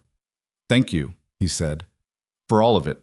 The documents, the Brennans, staying here when I was gone. He paused. For being on that porch when Harrow came. She looked at him for a long moment. Her expression was open in a way he had not seen it be from the beginning, from that first day on the platform. The careful neutrality was not there, had not been there for some time, and what was there instead was something that had been coming slowly and had arrived. You don't need to thank me, she said. It's my ranch too. It was simply said, without drama or claim-making, just a fact she was stating. He nodded. Because it was true. Because it had been true for longer than either of them had said it out loud, and saying it made the truth more solid, the way things become more solid when they are spoken, the way a house becomes more fully itself when it has people in it who intend to stay. Outside, November had given up entirely, and December had moved in with conviction, and the wind came down hard off the mountain and found no way into the house, because the walls were sealed and the lamp was burning, and 2 people who had not chosen each other were sitting across a kitchen table and choosing each other now, in the particular unhurried way that people choose things when they mean to keep them. They left for Cheyenne on Tuesday morning before the sun was properly up. Helen Marsh had come the evening before to collect Elsie, arriving with her coat buttoned to the chin and a tin of oatmeal cookies that she pressed into Elsie's hands with the manner of a woman who understands that transitions go better with something concrete to hold. Elsie had accepted the cookies with solemnity and then turned to Naomi and said, "You'll come back," which was not a question. "Yes," Naomi said, "with Papa." "With your father, yes." Elsie looked at her for a moment with those eyes that were too old for her face, doing whatever calculation she did privately, and then nodded and took Helen Marsh's hand and went without further ceremony, which was, Caleb knew, not indifference, but the particular trust of a child who has decided that the people she depends on will do what they say. It was a heavier thing to carry than crying would have been. The road to the train station was frozen solid, and the wagon moved over it with a jarring steadiness that made conversation difficult, which suited Caleb well enough because he had been turning things over in his mind since the previous night and hadn't arrived anywhere useful yet. He was thinking about the courtroom, about Grath's organized energy and Dean's careful precision, and whether 6 instances of the same benchmark error in the hands of 2 lawyers was enough to move a judge who had seen Aldridge testify before and found him credible. He was thinking about Harrow, who would also be in that courtroom, with Fowler and the young lawyer with the document case, and whatever additional preparation they had done in the weeks since the injunction filing. He was also thinking about what Naomi had said the night before at the kitchen table. "It's my ranch, too," and how simply she had said it, and what it meant that she had said it, and what it meant that he had received it without correction or qualification. Naomi sat beside him on the wagon seat with the document box on her lap, wearing her good coat and her Philadelphia hat, which she had worn on the day she arrived and had not worn since. It was not a practical hat for ranch life, too good and too distinctive for daily work, but for Cheyenne it was the right hat. He noticed it and said nothing about it, but he noticed it. "You're thinking about the judge," she said, without looking at him. "Among other things." "Alderton heard the Brennan dispute," she said. "He ruled on incomplete information. If Grath presents the full pattern, 6 properties, 5 years, the same methodological signature, Alderton has the opportunity to correct an earlier ruling. Judges don't always take that opportunity, but the good ones do." "You don't know if Alderton's a good one." "No," she said, "but the fact that he ruled against Harrow even on incomplete evidence suggests he's at least a careful one." He looked at the road. "That's optimistic." "It's logical," she said. "Optimism is when you assume the outcome will be good. Logic is when you assess the factors and determine the outcome is possible. I try to stay on the logic side." He glanced at her. "Do you always manage that?" She was quiet for a moment. "No," she said. "Not always." He drove. The dawn was coming up gray and thin over the eastern ridgeline, the particular gray of Wyoming December that most people from elsewhere found depressing, and that Caleb had long since made his peace with. It was honest, that gray. It didn't pretend to be something warmer than it was. "I'm not optimistic," he said, "but I'm not ready to concede either." "Good," she said. "Neither am I." They caught the 7 o'clock train south. The courtroom in Cheyenne was larger than anything in Red Hollow, with high ceilings and wood paneling that had been polished enough times to suggest a place that took itself seriously. It smelled like wood oil and coal smoke and the accumulated proceedings of men arguing about property and money and who was owed what by whom. Caleb had been in it once before, years ago, for a minor matter about a road easement that had resolved before it reached trial. The room had felt neutral then. It did not feel neutral now. Grath met them in the hallway outside at 9 in the morning, 2 hours before the hearing. He shook Caleb's hand and then Naomi's, and looked at the document box she was carrying with an expression of undisguised relief. "The Brennan affidavit came," he said. "Patrick Brennan signed it and his wife signed it, and they had it witnessed by the Red Hollow postmaster." "Otis Pratt," Caleb said. "Yes, it arrived yesterday." Grath turned and led them down the hallway to a small room with a table. "Sit down. We have 2 hours, and I want to go through everything." They went through everything. Grath's case was built in 3 layers. The first was the original survey record, the 1871 document that established the Rowan property line, which was clear and unambiguous and had been unchallenged for 13 years. The second was the Aldridge survey submitted by Harrow, with the benchmark discrepancy Naomi had identified, laid against the Brennan documents and the Hooper records and the Voss filing in Laramie County, and 2 additional properties Grath had located in the week since Caleb's visit, making the total count 8. 8 surveys, 8 instances of the same error, 5 years, 1 firm. The third layer was the most dangerous, because it required the judge to take a step that courts were traditionally reluctant to take. From "this survey is unreliable" to "this survey was deliberately falsified for the benefit of a specific party." Grath did not argue this directly. He argued it by implication, which was more durable in a courtroom. He intended to show that the Aldridge firm had a working relationship with Harrow that predated every survey dispute, documented through land transaction records Dean had pulled from the county clerk's office in 2 counties. "You're saying Harrow commissioned the errors," Caleb said. I'm saying the pattern of errors follows the pattern of Harrow's land acquisition interests, Grath said. I'm letting the judge say the rest. Will Alderton say the rest? He said some of it in the Brennan ruling. Grath looked at his documents. He declined to rule on intent because he had one instance. 8 instances is a different argument. Naomi had been reading through the affidavit while they talked. She looked up. Fowler is Harrow's lawyer today? Fowler and a man named Crane from Denver, Grath said. Crane is the reason they've been delaying. He's more experienced than Fowler. Better than Fowler. Significantly. Grath said it without alarm, the way a doctor says a diagnosis. This is what we're dealing with, now let's deal with it. Crane will argue that 8 instances of a shared methodological approach are evidence of a consistent surveying practice, not fraud. He'll argue that Aldridge uses this benchmark reference as his standard, and that the discrepancy with the original surveys is a question of which measurement approach the court chooses to credit, not a question of falsification.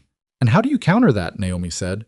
I put the original Rowan survey on record with an expert witness who establishes that the benchmark used in 1871 was the standard for the region and decade, and that any professional surveyor operating in the same region would know this and would know that using a different benchmark without disclosing the change would produce a misleading result. Grath paused. Then I put all 8 properties on a map and show the judge that the misleading result, in every single case, moves the property line in a direction that benefits Harrow. The room was quiet for a moment. 8 for 8, Naomi said. 8 for 8, Grath confirmed. A coin comes up the same side 8 times in a row. Even a fair-minded man starts to wonder about the coin. Caleb looked at the map Grath unrolled across the table. 8 properties, 8 shifted boundary lines, all of them moving, on paper, toward the man sitting on the other side of the courtroom with his pleasant expression and his Denver lawyer. What do you need from us? Caleb said. From you. Your testimony on the timeline. When Harrow first approached you, what he said, what he offered. Keep it factual. Dates, words, actions. Don't characterize his intent. Let the pattern do that. And from me, Naomi said. Grath looked at her directly. You identified the benchmark discrepancy. I may need you to explain it to the judge in plain language. Not legal language, not technical language. The way you'd explain it to a neighbor. I can do that. You'll be challenged by Crane. He'll try to establish that you have no formal surveying background and therefore your analysis is lay opinion without evidentiary weight. He'd be right that I have no formal background, she said. Yes, but he'd be wrong that it matters, because the discrepancy is visible in the documents themselves and anyone with working literacy can see it once it's pointed out. The expert witness establishes the professional standard. You establish that the departure from that standard is visible to a non-expert reading the documents side by side. Grath looked at her. That's actually a stronger position than expert testimony in some respects. It says the error is not subtle. Naomi nodded. One more thing, Grath said. He looked at both of them. Harrow will be in that room. He will look comfortable. He has money and he has a Denver lawyer and he has operated in this county for 20 years without meaningful consequence. Do not let that shake you. The composure of a man who has gotten away with things is not the same as the composure of a man who is innocent. Caleb looked at the map with its 8 shifted boundary lines. I know the difference, he said. The hearing began at 11. Judge Alderton was 60, with white hair and a face that gave nothing away at all, which Caleb found neither encouraging nor discouraging because it was what a judge's face was supposed to do. He came in without ceremony and sat and looked at the courtroom with the flat attention of a man who has seen every version of this kind of dispute and is prepared to hear this one without assumptions. Harrow was at the opposing table with Fowler and a man Caleb assumed was Crane, broad-shouldered, well-dressed, with the particular stillness of a man who is very good at waiting. Harrow looked at Caleb when he came in, and his expression did what it always did, arranged itself into something pleasant, and then his eyes moved to Naomi, and the pleasantness acquired an edge that he didn't quite conceal. Naomi sat down beside Caleb at the table and opened her folder of documents, and did not look at Harrow at all. Grath opened with the original survey and the chain of title. He was methodical and clear, and took 40 minutes to establish a foundation that Crane attempted twice to interrupt, and Alderton sustained through both interruptions, which was information. Crane's opening argument was as Grath had predicted: consistent surveying practice, methodological choice, The question of which benchmark the court chose to credit is standard. He was smooth and authoritative and spoke with the confidence of a man who has won similar arguments before, which he probably had. Then Grath put the map on the table. 8 properties, 8 boundary shifts, all in the same direction, all benefiting the same party. The courtroom was quiet in a way that had texture to it, not the quiet of disinterest, the quiet of people looking at something and understanding what they're looking at. Alderton looked at the map for a long time. "Counselor," he said to Crane, "your client's name appears in connection with how many of these properties?" Crane said, "Your Honor, the properties on that map represent separate disputes with separate—" "I asked how many," Alderton said. A pause. 6 of the 8 involve property adjacent to or near my client's holdings," Crane said, "and the surveys showing the boundary adjustments in question were all conducted by the same firm. The Aldridge firm has an extensive practice in this region, Counselor." Alderton's voice had not changed in volume or temperature, but something in it had become less negotiable. "I want you to answer my question and then stop talking. How many of these 8 surveys were conducted by the Aldridge firm?" "All 8, Crane said. Alderton looked at the map again. Then he said, "We'll recess for 20 minutes. Look." During the recess, Caleb and Naomi stood in the hallway with Grath, who was carefully not showing what he was thinking. "He's going to kick it," Naomi said quietly. "Possibly," Grath said. He recognized the pattern. He recognized something. The recess could mean he's reading the Aldridge file, or it could mean he's composing his ruling, or it could mean he needed to use the facilities. Grath looked at them both. "Don't count anything yet." Caleb was watching the door to the courtroom across the hall. Harrow and Crane had gone back inside. Fowler was in the hallway 20 feet away, looking at his shoes with the expression of a man revising his estimates. "Fowler doesn't look comfortable," Caleb said. Grath glanced at Fowler. "Fowler has been in Red Hollow long enough to know what the pattern on that map means for Victor Harrow's standing in this county," he said quietly. "I suspect Fowler is calculating how close his own name sits to what's on that map." Naomi said, "Does Crane know about the complaint in Laramie County?" "He knows," Grath said. "It's in the filing record. He's been hoping Alderton wouldn't connect it to this case." "The map connected it," she said. "The map connected it," Grath agreed. The 20 minutes were closer to 35. When they went back in, Alderton was already at the bench, and his face was the same flat, giving nothing away face it had been all morning, and Caleb sat down and felt the particular kind of still that comes when a thing you cannot control is about to happen, and all your energy goes into not showing that you feel it. Naomi's hand was on the table beside his, not touching his hand, close to it. He did not know if the proximity was intentional or incidental. He decided not to determine which. Alderton spoke for 11 minutes. He ruled that the Aldridge survey submitted by the plaintiff was inadmissible as evidence of the property boundary for the purposes of the injunction, on the grounds that the methodological approach used in the survey departed without disclosure from the established regional standard in use at the time of the original property filing, producing a result that could not be independently verified against the original markers. He further ruled that the injunction application was denied. He further ruled, and this was the sentence that Grath had told them was possible and had told them not to count on, that given the pattern of survey work conducted by the Aldridge firm across multiple properties, he was referring the matter to the Territorial Attorney General's office for investigation of potential systematic fraud. Referral. Not ruling, not judgment, but referral, which meant a record, which meant Harrow's 5 years of carefully accumulated strategic surveys were now the subject of a formal investigation with the weight of the territory behind it. The courtroom did not make noise after rulings. It was not that kind of room. But there was a shift in the air, the specific shift that happens when something has been decided and everyone in the room knows it. Caleb exhaled. He had not known he was holding his breath until he released it. Beside him, Naomi's hand closed on his. He turned and looked at her. Her expression was not triumphant. It was not the face of someone who has won. It was the face of someone who has been holding something very tightly for a long time and has just been told they can let go. Her eyes were bright in a way they had not been before, and she was looking at him with everything she had been careful about for 2 months fully present in her face, undisguised, because there was nothing left to be careful about. He turned his hand over under hers and held on. They sat like that in the courtroom while Alderton said the formal words that closed the session, while Crane leaned close to Harrow and spoke quietly in his ear, and Harrow's pleasant expression finally, completely, went somewhere else and did not come back. Outside, on the steps of the building in the cold December air, Grath shook both their hands and said it wasn't finished. The Attorney General investigation was separate from the property question, and the property question would likely need a follow-up proceeding to formally confirm the original boundary, and there were costs still coming that he wanted them to be prepared for. Caleb said he understood. Grath said the referral was more than he had expected from Alderton, and that what had made the difference was the map with the 8 properties, and that the map had been possible because of the Brennan documents, and that the Brennan documents had been identified as relevant because of the benchmark analysis that Naomi had done at a kitchen table in Red Hollow at midnight.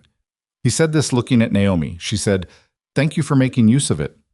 "Thank you for finding it," Grath said, and he meant it simply, without ceremony, the way useful things are acknowledged between practical people. He went back inside. Dean shook hands and followed. Caleb and Naomi stood on the steps with the cold coming across the plaza from the north and the city moving around them in its indifferent way. And Cheyenne was not Red Hollow, and the sky above it was the same Wyoming December sky, but from a different angle, and neither of them said anything for a moment. Then Naomi said, "We need to wire Patrick Brennan." He almost laughed. He did not quite laugh, but it was closer to it than he had been in longer than he could remember. "Yes," he said, "we do. He asked us to make Harrow pay for something. The Attorney General referral isn't payment yet." "No," she said, "but it's the beginning of it." She looked at him. "That'll have to do for now?" They sent the wire from the telegraph office on Ferguson Street, addressed to Patrick Brennan, Red Hollow, Wyoming, and it said, "Injunction denied stop survey, ruled inadmissible, stop Attorney General, referral, filed, stop. Alderton, stop, more to follow, stop." Caleb and Naomi Rowan. Caleb and Naomi Rowan. He had dictated it that way without thinking about it, and the telegraph operator had written it down, and it was sent before it occurred to him that he had said it as though it were the most natural sentence in the world, which it was, which was the thing he had been slowly arriving at without naming.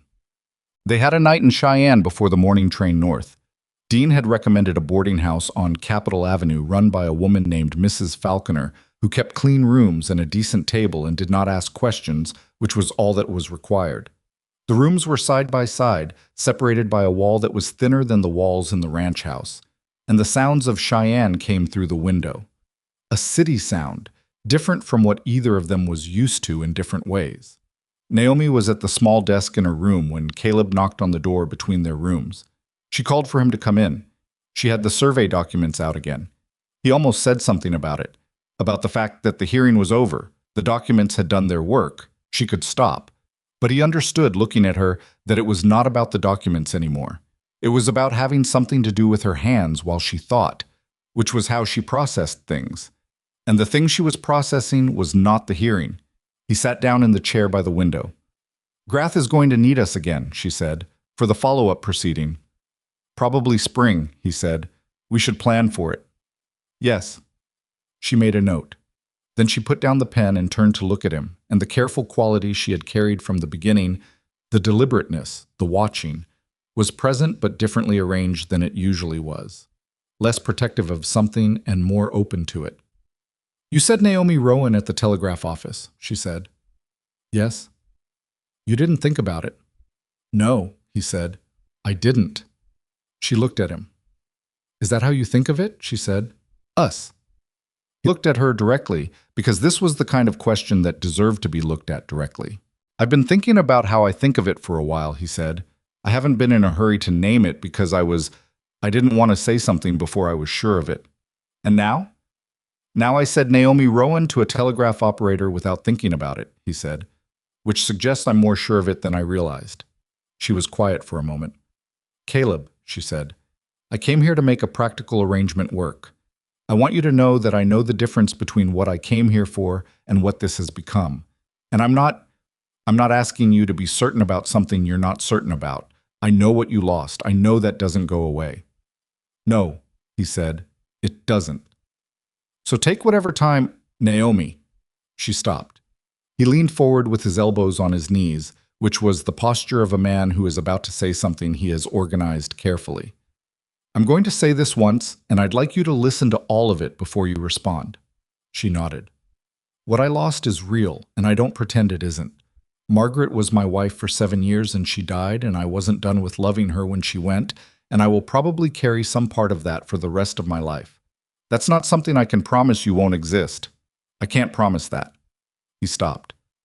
What I can tell you is that what I feel when I sit across from you at that table, and what I feel when you're on that porch and Harrow is in the yard, and what I feel when I came back from Cheyenne the first time and you were at the station with Elsie, that's not something I'm managing or making room for or being careful about. It's just true.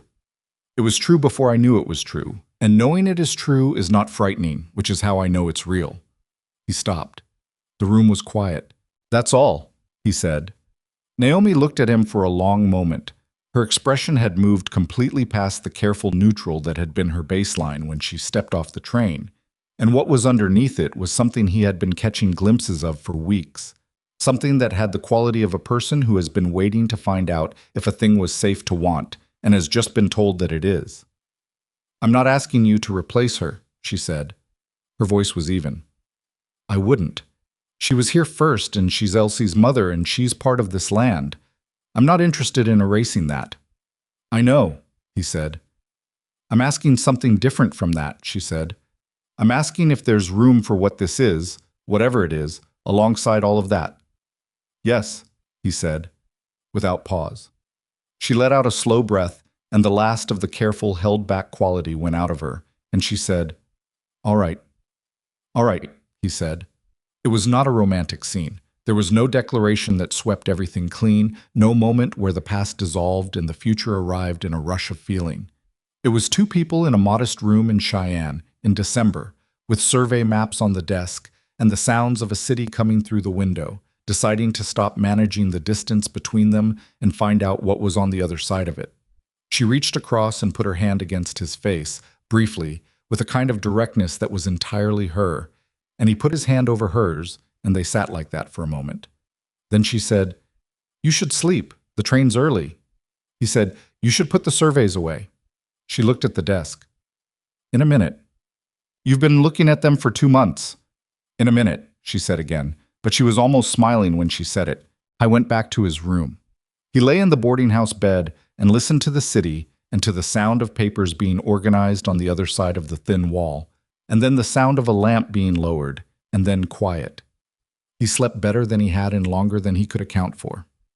They came back to Red Hollow on the Friday morning train. The valley in December was stripped down to its essential self. The grass gone to brown, the cottonwoods bare, the creek running dark and quiet through the south pasture, exactly where it was supposed to be, exactly where it had always been. The ranch came into view as they turned off the main road, and Caleb felt the particular thing he felt every time he saw it from the road. A bone-level recognition, the thing you feel about a place that has absorbed enough of your life to be part of your body. He felt it differently today. Not less. More entirely. Helen Marsh brought Elsie back that afternoon. Elsie came through the door at a run and went to Caleb first, which was usual, and then turned to Naomi with an expression that was assessing something. Did you win? She asked. Yes, Naomi said. Did Papa win too? We won together, Naomi said.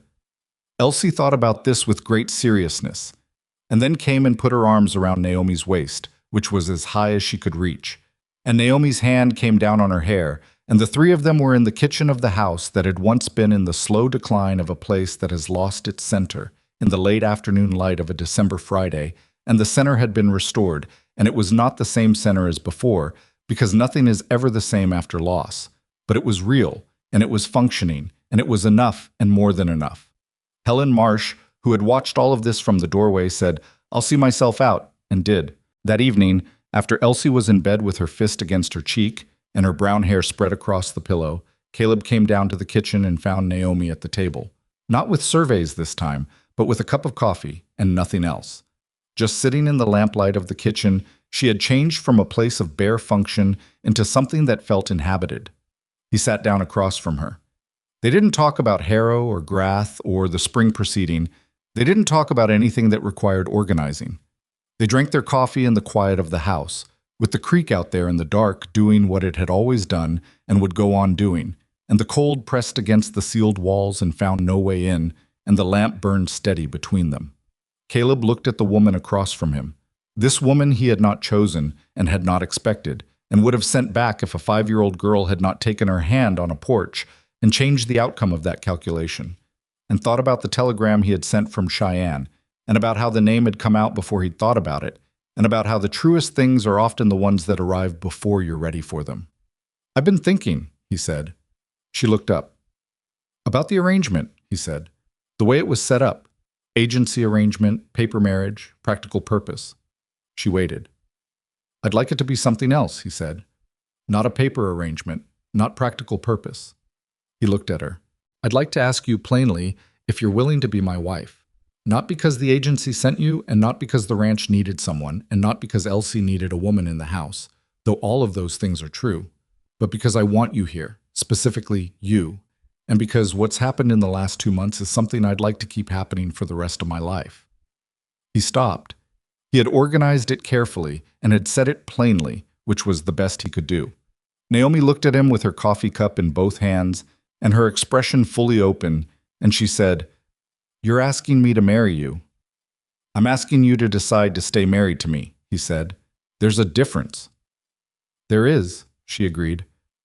"The first one was the agency's decision," he said. "This one is yours." She was quiet for a long moment, long enough that he heard the fire shift in the stove and the wind move past the window, and somewhere outside an animal in the barn settle into a different position. "I'm not going to promise you I'll be easy to live with," she said.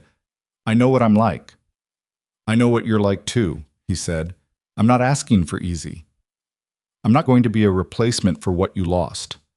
I know that. I'm going to have opinions about things," she said. "The ranch, the finances, what we do about Harrow in the spring. I'm going to read the documents and have opinions." "I'm counting on it," he said. She looked at him for another moment. Then something in her face shifted into an expression he had not seen before.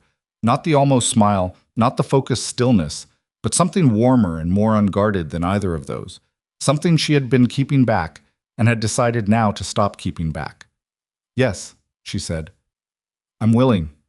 He reached across the table and took her hand, which he had done once before in a courtroom in Cheyenne and had not done since, and held it. Outside, the creek ran on through the dark of the December valley, exactly where it was supposed to be. Inside, the lamp burned between two people who had come to each other sideways and uncertain and had arrived, without quite planning to, exactly where they were supposed to be.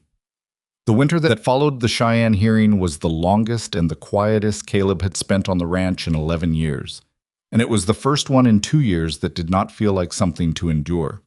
The Attorney General's office sent a letter in January confirming receipt of Alderton's referral and requesting copies of all survey documents related to the Aldridge firm's work in the county. Grath handled the response. Dean coordinated the filing.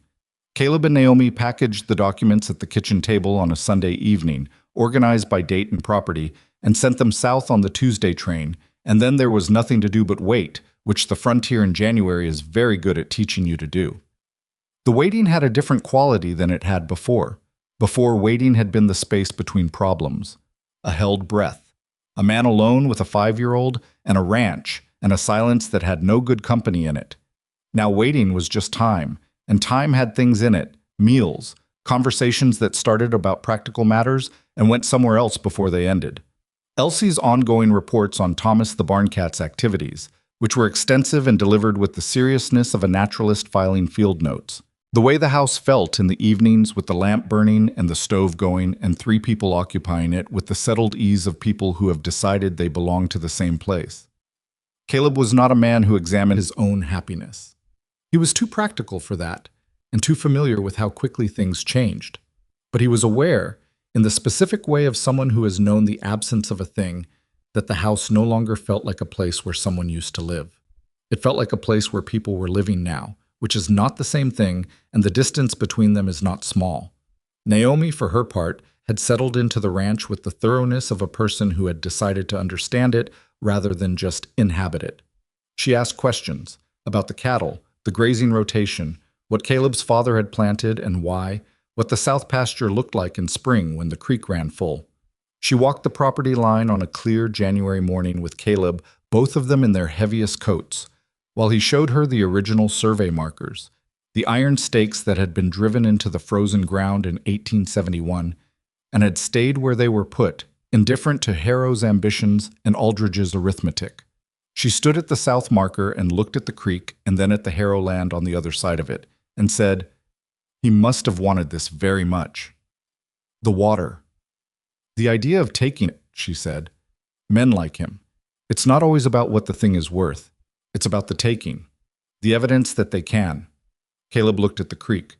It was running slow under a skin of ice at the edges, dark water moving between frozen banks.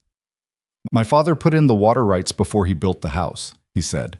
"Said the water mattered more than the shelter because you can sleep outside, but you can't run cattle without water." He was right. He usually was. Caleb was quiet for a moment.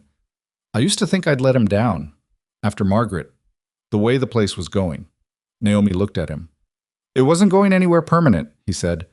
"But it was going somewhere I didn't intend, and I knew it, and couldn't seem to change the direction." He looked at the marker in the frozen ground. "I think he'd have had something to say about that." "What would he have said?" Caleb thought about it. "Probably something short," he said. "He wasn't a long speech kind of man. Probably something like, 'The land doesn't care about your grief. Tend it anyway.'" Naomi looked at the creek and the marker and the Harrow land beyond it, and then at Caleb. "He sounds like someone I'd have liked," she said. "You'd have argued with each other," Caleb said. "Probably," she agreed. "That doesn't mean I wouldn't have liked him." They walked back along the fence line with the cold coming down off the mountain and the ranch spread out around them in its winter undress. Brown and gray and white, honest about what it was, not trying to be anything else. And Caleb thought about his father's saying, about tending the land anyway, and thought that the principle probably extended past land, past cattle, past fence lines and water rights, into all the things a person is responsible for keeping alive, even when keeping them alive is harder than the grief would prefer. The letter from the Attorney General's office came in March.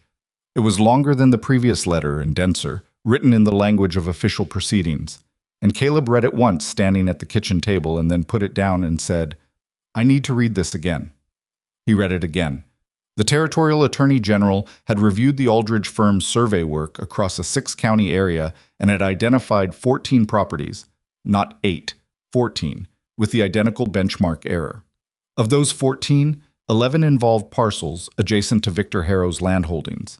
The Aldridge firm's principal surveyor had been subpoenaed and had, in his testimony, acknowledged that a modified benchmark reference had been used in certain surveys at the specific written request of a client, the name of whom he had provided to the Attorney General under conditions of cooperation. The name was Victor Harrow. Caleb read that sentence 3 times. Naomi was at the stove. She had been watching him read without asking, because she had learned his reading face by now and could tell the difference between reading that was absorbing information and reading that was absorbing something significant. She could see it was significant. "Read the 3rd paragraph from the bottom," he said. She came to the table and read it. She read it once, then straightened up and stood very still for a moment with her hands flat on the table. "He named him," she said. "Under cooperation conditions," Caleb said, "which means Aldridge told them everything in exchange for reduced penalty." "What does that mean for Harrow?" "Grath needs to explain what it means legally, what it means practically." He stopped. "I thought about Patrick Brennan and his $800 and his dried east pasture and the 2 years of pressure before the ruling that had cost him most of a season's profit.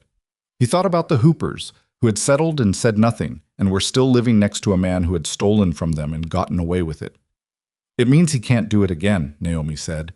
"Whatever the legal consequence, he can't do it again because everyone knows now." "Everyone will know," Caleb said, "when this becomes public record." "In a county this size," she said, "that's the same thing." Caleb sent a wire to Grath that afternoon. Grath's response came back the next morning and said, in his characteristic telegraphic efficiency, "Attorney General filing constitutes formal fraud. Finding stop. Harrow. Subject to civil liability for damages to all affected properties. Stop. Brennan Hoopers, Voss, and others may file. Stop, your property rights confirmed under original survey. Stop. No further proceeding required on your end. Stop. Well done. Stop. Grath. No further proceeding required. Caleb read that sentence and felt something release in his chest that he hadn't known was still clenched. Some last-held tension from the October morning when Harrow had dropped a document on a fence post and walked away whistling, from the Friday when he'd come back with his hands and his Denver lawyer, from the December hearing and the map with its 8 shifted boundary lines.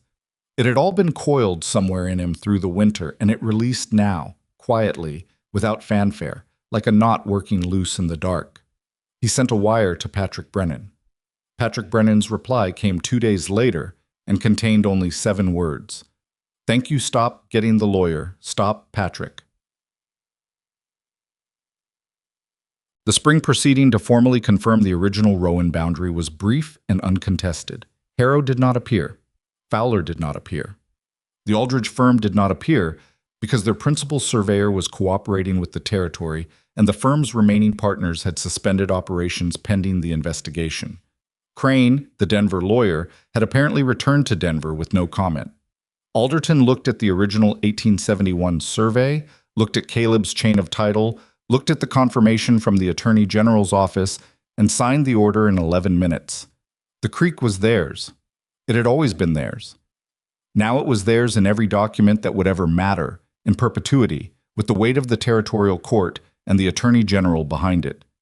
Caleb and Naomi walked out of the Cheyenne courthouse into the April air, which was a different animal entirely from the December air they had walked out into after the injunction hearing, warmer, carrying the particular smell of a plains spring, the world opening up rather than closing down. Naomi stopped at the top of the courthouse steps and turned her face up to the sun for a moment, which was something he had never seen her do before. Not a performance of relief, just receiving it. The warmth on her face after a long cold. He stood beside her and didn't say anything for a moment, and then said, "You should know that I've been thinking about what to plant in the South Garden this year." She opened her eyes and looked at him. "You mentioned in January that you'd like a kitchen garden," he said. "I was thinking tomatoes if we put them against the south wall, maybe beans." She looked at him with an expression he had learned to read correctly, which was not neutrality, but its opposite, everything present, held lightly. "You remembered that," she said. "I remember most things you say," he said. "I'm just not always immediate about responding to them." "I've noticed," she said. But she was smiling when she said it, the full smile that had taken 2 months to arrive and that he had never quite gotten accustomed to, because it was the kind of smile that assumed nothing and offered everything. And in his experience, those were the rarest kind. They went home. The South Garden went in on the 3rd week of April. Naomi had her sleeves rolled up and dirt on her hands by 8 in the morning, working the bed against the south wall of the house, where the winter sun had kept the ground from freezing as deep as the open pasture. Elsie had appointed herself assistant, which primarily involved asking questions about each seed and providing observations about the soil that were largely inaccurate but delivered with great authority. Caleb was mending fence on the north side when he heard them, the low sound of Naomi's voice and the higher sound of Elsie's questions. And he stopped working for a moment and listened without being able to make out the words. Just the cadence, question, answer, question, a pause, a different kind of answer. And something in the pattern of it settled into him like the warmth settled into the ground that April, slow and patient, and changing things at a depth where the change would last. He had not replaced what he lost. You do not replace things that matter. You carry them, and you carry them for a long time, and eventually you find that you are strong enough to carry more than one thing at once, which is not replacement, but is its own kind of grace. He had thought, in the worst of the grief, that the capacity for this, for warmth, for the particular attention you pay to a person you love, for wanting the future rather than just arriving at it, had been spent, used up. That Margaret had taken it with her, not intentionally, but the way fire takes everything in a room when it goes out, leaving only the cold. He had been wrong. Not about the grief. The grief was real, and he still carried it, and probably always would, the way you carry the shape of a room you have lived in even after you have left it. But about the capacity. It had not been spent. It had been waiting, without his knowing it, the way the south ground waits through winter for the sun to come back around to the right angle. He went back to mending the fence. Later, at supper, Elsie reported that they had planted tomatoes and beans and something Naomi called sweet peas that Elsie was skeptical about because they didn't sound like food. "They're flowers," Naomi said. "They smell good." "Papa doesn't like flowers," Elsie said with the absolute confidence of a child reporting established fact. "I don't dislike flowers," Caleb said. "You never planted any." "That doesn't mean I dislike them. That means I was busy." Elsie considered this distinction, found it technically defensible, and let it go. Then she said, "Naomi says the tomatoes won't be ready until August." "That's probably right," Caleb said. "That's a long time." "Gardens take patience," Naomi said. Elsie looked at the window in the direction of the south wall, as though she could see through it to the garden, and was deciding how she felt about the waiting. "All right," she said, with the air of someone conceding a point she intends to revisit. "But I want to be the one who picks the first one." "Deal," Naomi said. Elsie nodded, satisfied, and went back to her supper. Caleb looked at his daughter, and then at his wife across the table, and the lamp burned between them, and the ranch was quiet around the house, with the particular quiet of a spring evening when the day's work is done and the next day's work has not yet begun. Victor Harrow was gone from Red Hollow before summer. Not dramatically. There was no moment of public reckoning, no scene on the main street with the town assembled. He simply sold the operation in May, quietly and quickly, to a cattle company out of Denver that had no history in the county and no particular interest in the water rights disputes of the previous owner. The sale price, according to Otis Pratt, who had heard it from the buyer's representative, was considerably below what the property was worth. The civil liability filings from the Brennan family and the Hoopers and Samuel Voss in Laramie County were the mechanism that made the sale happen. Patrick Brennan's lawyer, energized by the Attorney General's fraud finding, had assembled a damages claim that Harrow's remaining legal representation had assessed as likely to succeed, and the resulting calculation, pay the lawyers and probably lose, or sell and pay and retain something, had apparently resolved in the direction of selling. It was not poetic justice. It was arithmetic, which is what justice most often looks like when it arrives, without drama, without the clarity of a verdict, just the slow compounding of consequence until a man's options run out. Helen Marsh told Naomi about the sale on a Tuesday in May at Otis Pratt's store, in the same aisle where Helen had once told her about the Brennan dispute and the Aldridge firm and a benchmark error that turned out to matter. Naomi came home and told Caleb, who was at the south fence, the same fence where the original telegram had arrived, where Harrow had delivered the fraudulent survey, where it had all begun. He listened. Then he said, "Patrick Brennan get anything?" Helen didn't know the amount, but Grath confirmed the settlement was reached. Caleb looked at the fence line and at the south pasture beyond it, green now in the May light, and at the creek running full with the snowmelt, exactly where it had always been, exactly where his father had staked the water rights in 1871, because he understood that water mattered more than almost anything else. "Good," he said. It was a small word for what it contained, but Caleb was a man who had learned over a hard couple of years that the small words usually held more than the large ones, and that the things worth keeping were usually the things that did not require much explaining. Naomi stood beside him at the fence. The May afternoon was warm in a way that Wyoming afternoons in May sometimes are, genuinely warm, not a tease, the kind of warmth that means it's going to stay. The creek made its sound through the south pasture, and the cattle were where they were supposed to be, and somewhere behind them the house sat solid and sealed and inhabited, with a kitchen garden against the south wall that would not be ready until August. "He's gone," she said. "He is." "Does it feel like anything, now that it's actually done?" He thought about it honestly, the way she always invited him to think about things, which was one of the things he had come to value most about her. She asked real questions and waited for real answers. "It feels like getting a splinter out," he said. "You forget how much it was bothering you until it's not there anymore. And then you feel the absence of the irritation and realize the irritation had been there so long you'd stopped noticing it." She looked at him. "That's the least romantic way to describe the resolution of a 5-month legal battle I've ever heard." "Did you want romantic?" "No," she said. "I wanted honest. That was honest." He looked at the creek, at the green of the south pasture, at the sky above the valley, which was the specific blue of a Wyoming May that always surprised him when it arrived, vivid and wide and without apology. "It's over," he said.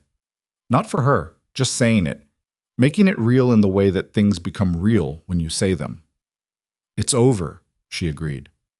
Summer arrived with the certainty that Wyoming summers have, hot and dry and enormous, the sky bigger than any other season, the work unrelenting in the way that ranch work in summer always is, but satisfying in the direct equation of effort and outcome that Caleb had built his life around.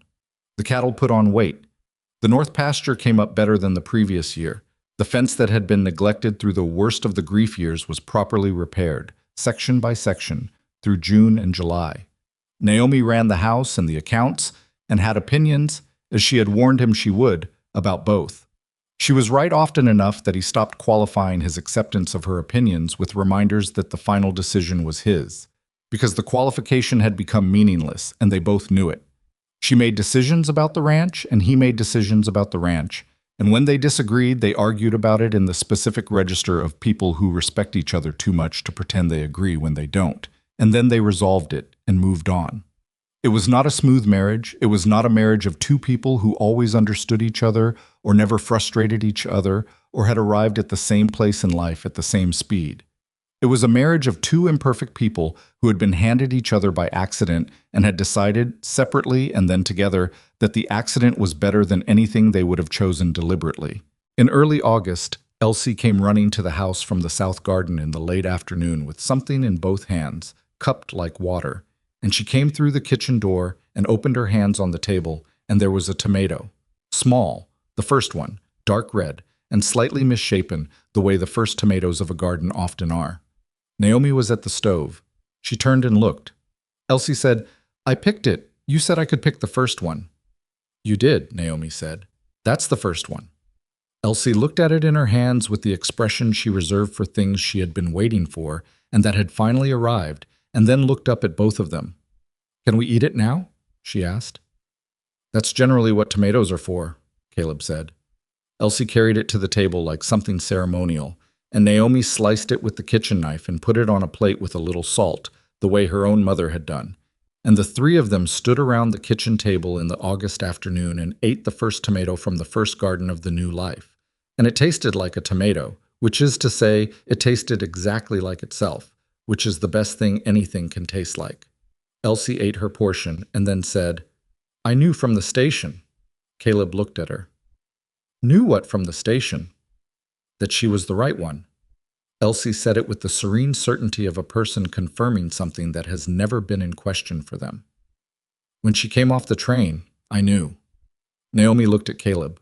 He looked back. "You were 5 years old," Naomi said. "I know," Elsie said. "I still knew." Caleb thought about the platform, the steam, the woman stepping down with her single bag, and her careful face, and her hat that was too good for Red Hollow, and her eyes that read a situation in 30 seconds. He thought about Elsie running across the platform and taking her hand and saying, "I think you were supposed to come instead," with the absolute gravity of a 5-year-old who has decided something and means it. He thought about the fact that everyone else in the arrangement had been uncertain, the agency, sending their second choice. Naomi, arriving into an unknown. Himself, standing on a platform in his better shirt waiting for a woman he had not chosen and did not know how to need. All of them uncertain, working from incomplete information, making provisional decisions they would have to revise. Except Elsie, who had not had the machinery for uncertainty yet, who had looked at a stranger stepping off a train and recognized something the rest of them would take months to see. There is a kind of wisdom in that which has nothing to do with age or experience. It lives in people who have not yet learned to protect themselves from wanting things, who have not yet put the distance between themselves and the truth that adults put there for good reasons that turn out sometimes to be bad ones. Children see it plain. The rest of us work our way back to it through the long route of evidence and caution and the specific education of being wrong enough times to stop mistrusting what we know. Caleb had come to what he knew the long way. He did not regret the route. The route was what made the arrival feel like what it was. He looked at his daughter and then at his wife and then at the plate with its last slice of the first tomato of the first garden, and he said, "You were right," and meant it toward both of them, about everything it could possibly mean. Elsie picked up the last slice of tomato with her fingers, which was bad table manners, and she knew it and did it anyway. "I know," she said. Outside, the creek ran through the south pasture in the August afternoon, steady and unremarkable, and entirely where it belonged. The mountains stood at the edge of the valley the way they had always stood, indifferent to the arrangements of the people below them, patient in the way that only very old things can be patient. The sky above Red Hollow was the blue that has no argument in it, open and clear, and wide enough to hold whatever a person brings to it. Some things begin as mistakes: the wrong letter, the wrong name, the wrong bride arriving on the right train. And some mistakes are the most accurate thing that ever happened to you, because accuracy is not always about choosing correctly from the start. Sometimes it is about what you do with what you were given, how you hold it, whether you have the patience and the honesty and the plain stubbornness to work it into something true. Naomi Ashford had not been what Caleb Rowan chose. She had been what arrived. And what arrived had turned out to be the person who stood beside him on a porch when a man with lawyers and fraudulent surveys came to take what was his, who found the error in the document at midnight, who held his daughter's hand through a fever and sealed the gaps in the walls, and wrote the letters that needed writing and said, "It's my ranch too," as though it had always been true and she was merely acknowledging a fact, which, as it turned out, it had. And she was. The agency had called it a substitution, had apologized for the inconvenience, had trusted it would prove satisfactory. It had proved something considerably beyond satisfactory, which is the nature of the things you did not plan for and cannot explain and would not trade, the things that come sideways, through a door you didn't know you'd left open, and sit down at your table and turn out to be exactly what the table was waiting for. Elsie had known it from the station. The rest of them had just taken a little longer to catch up.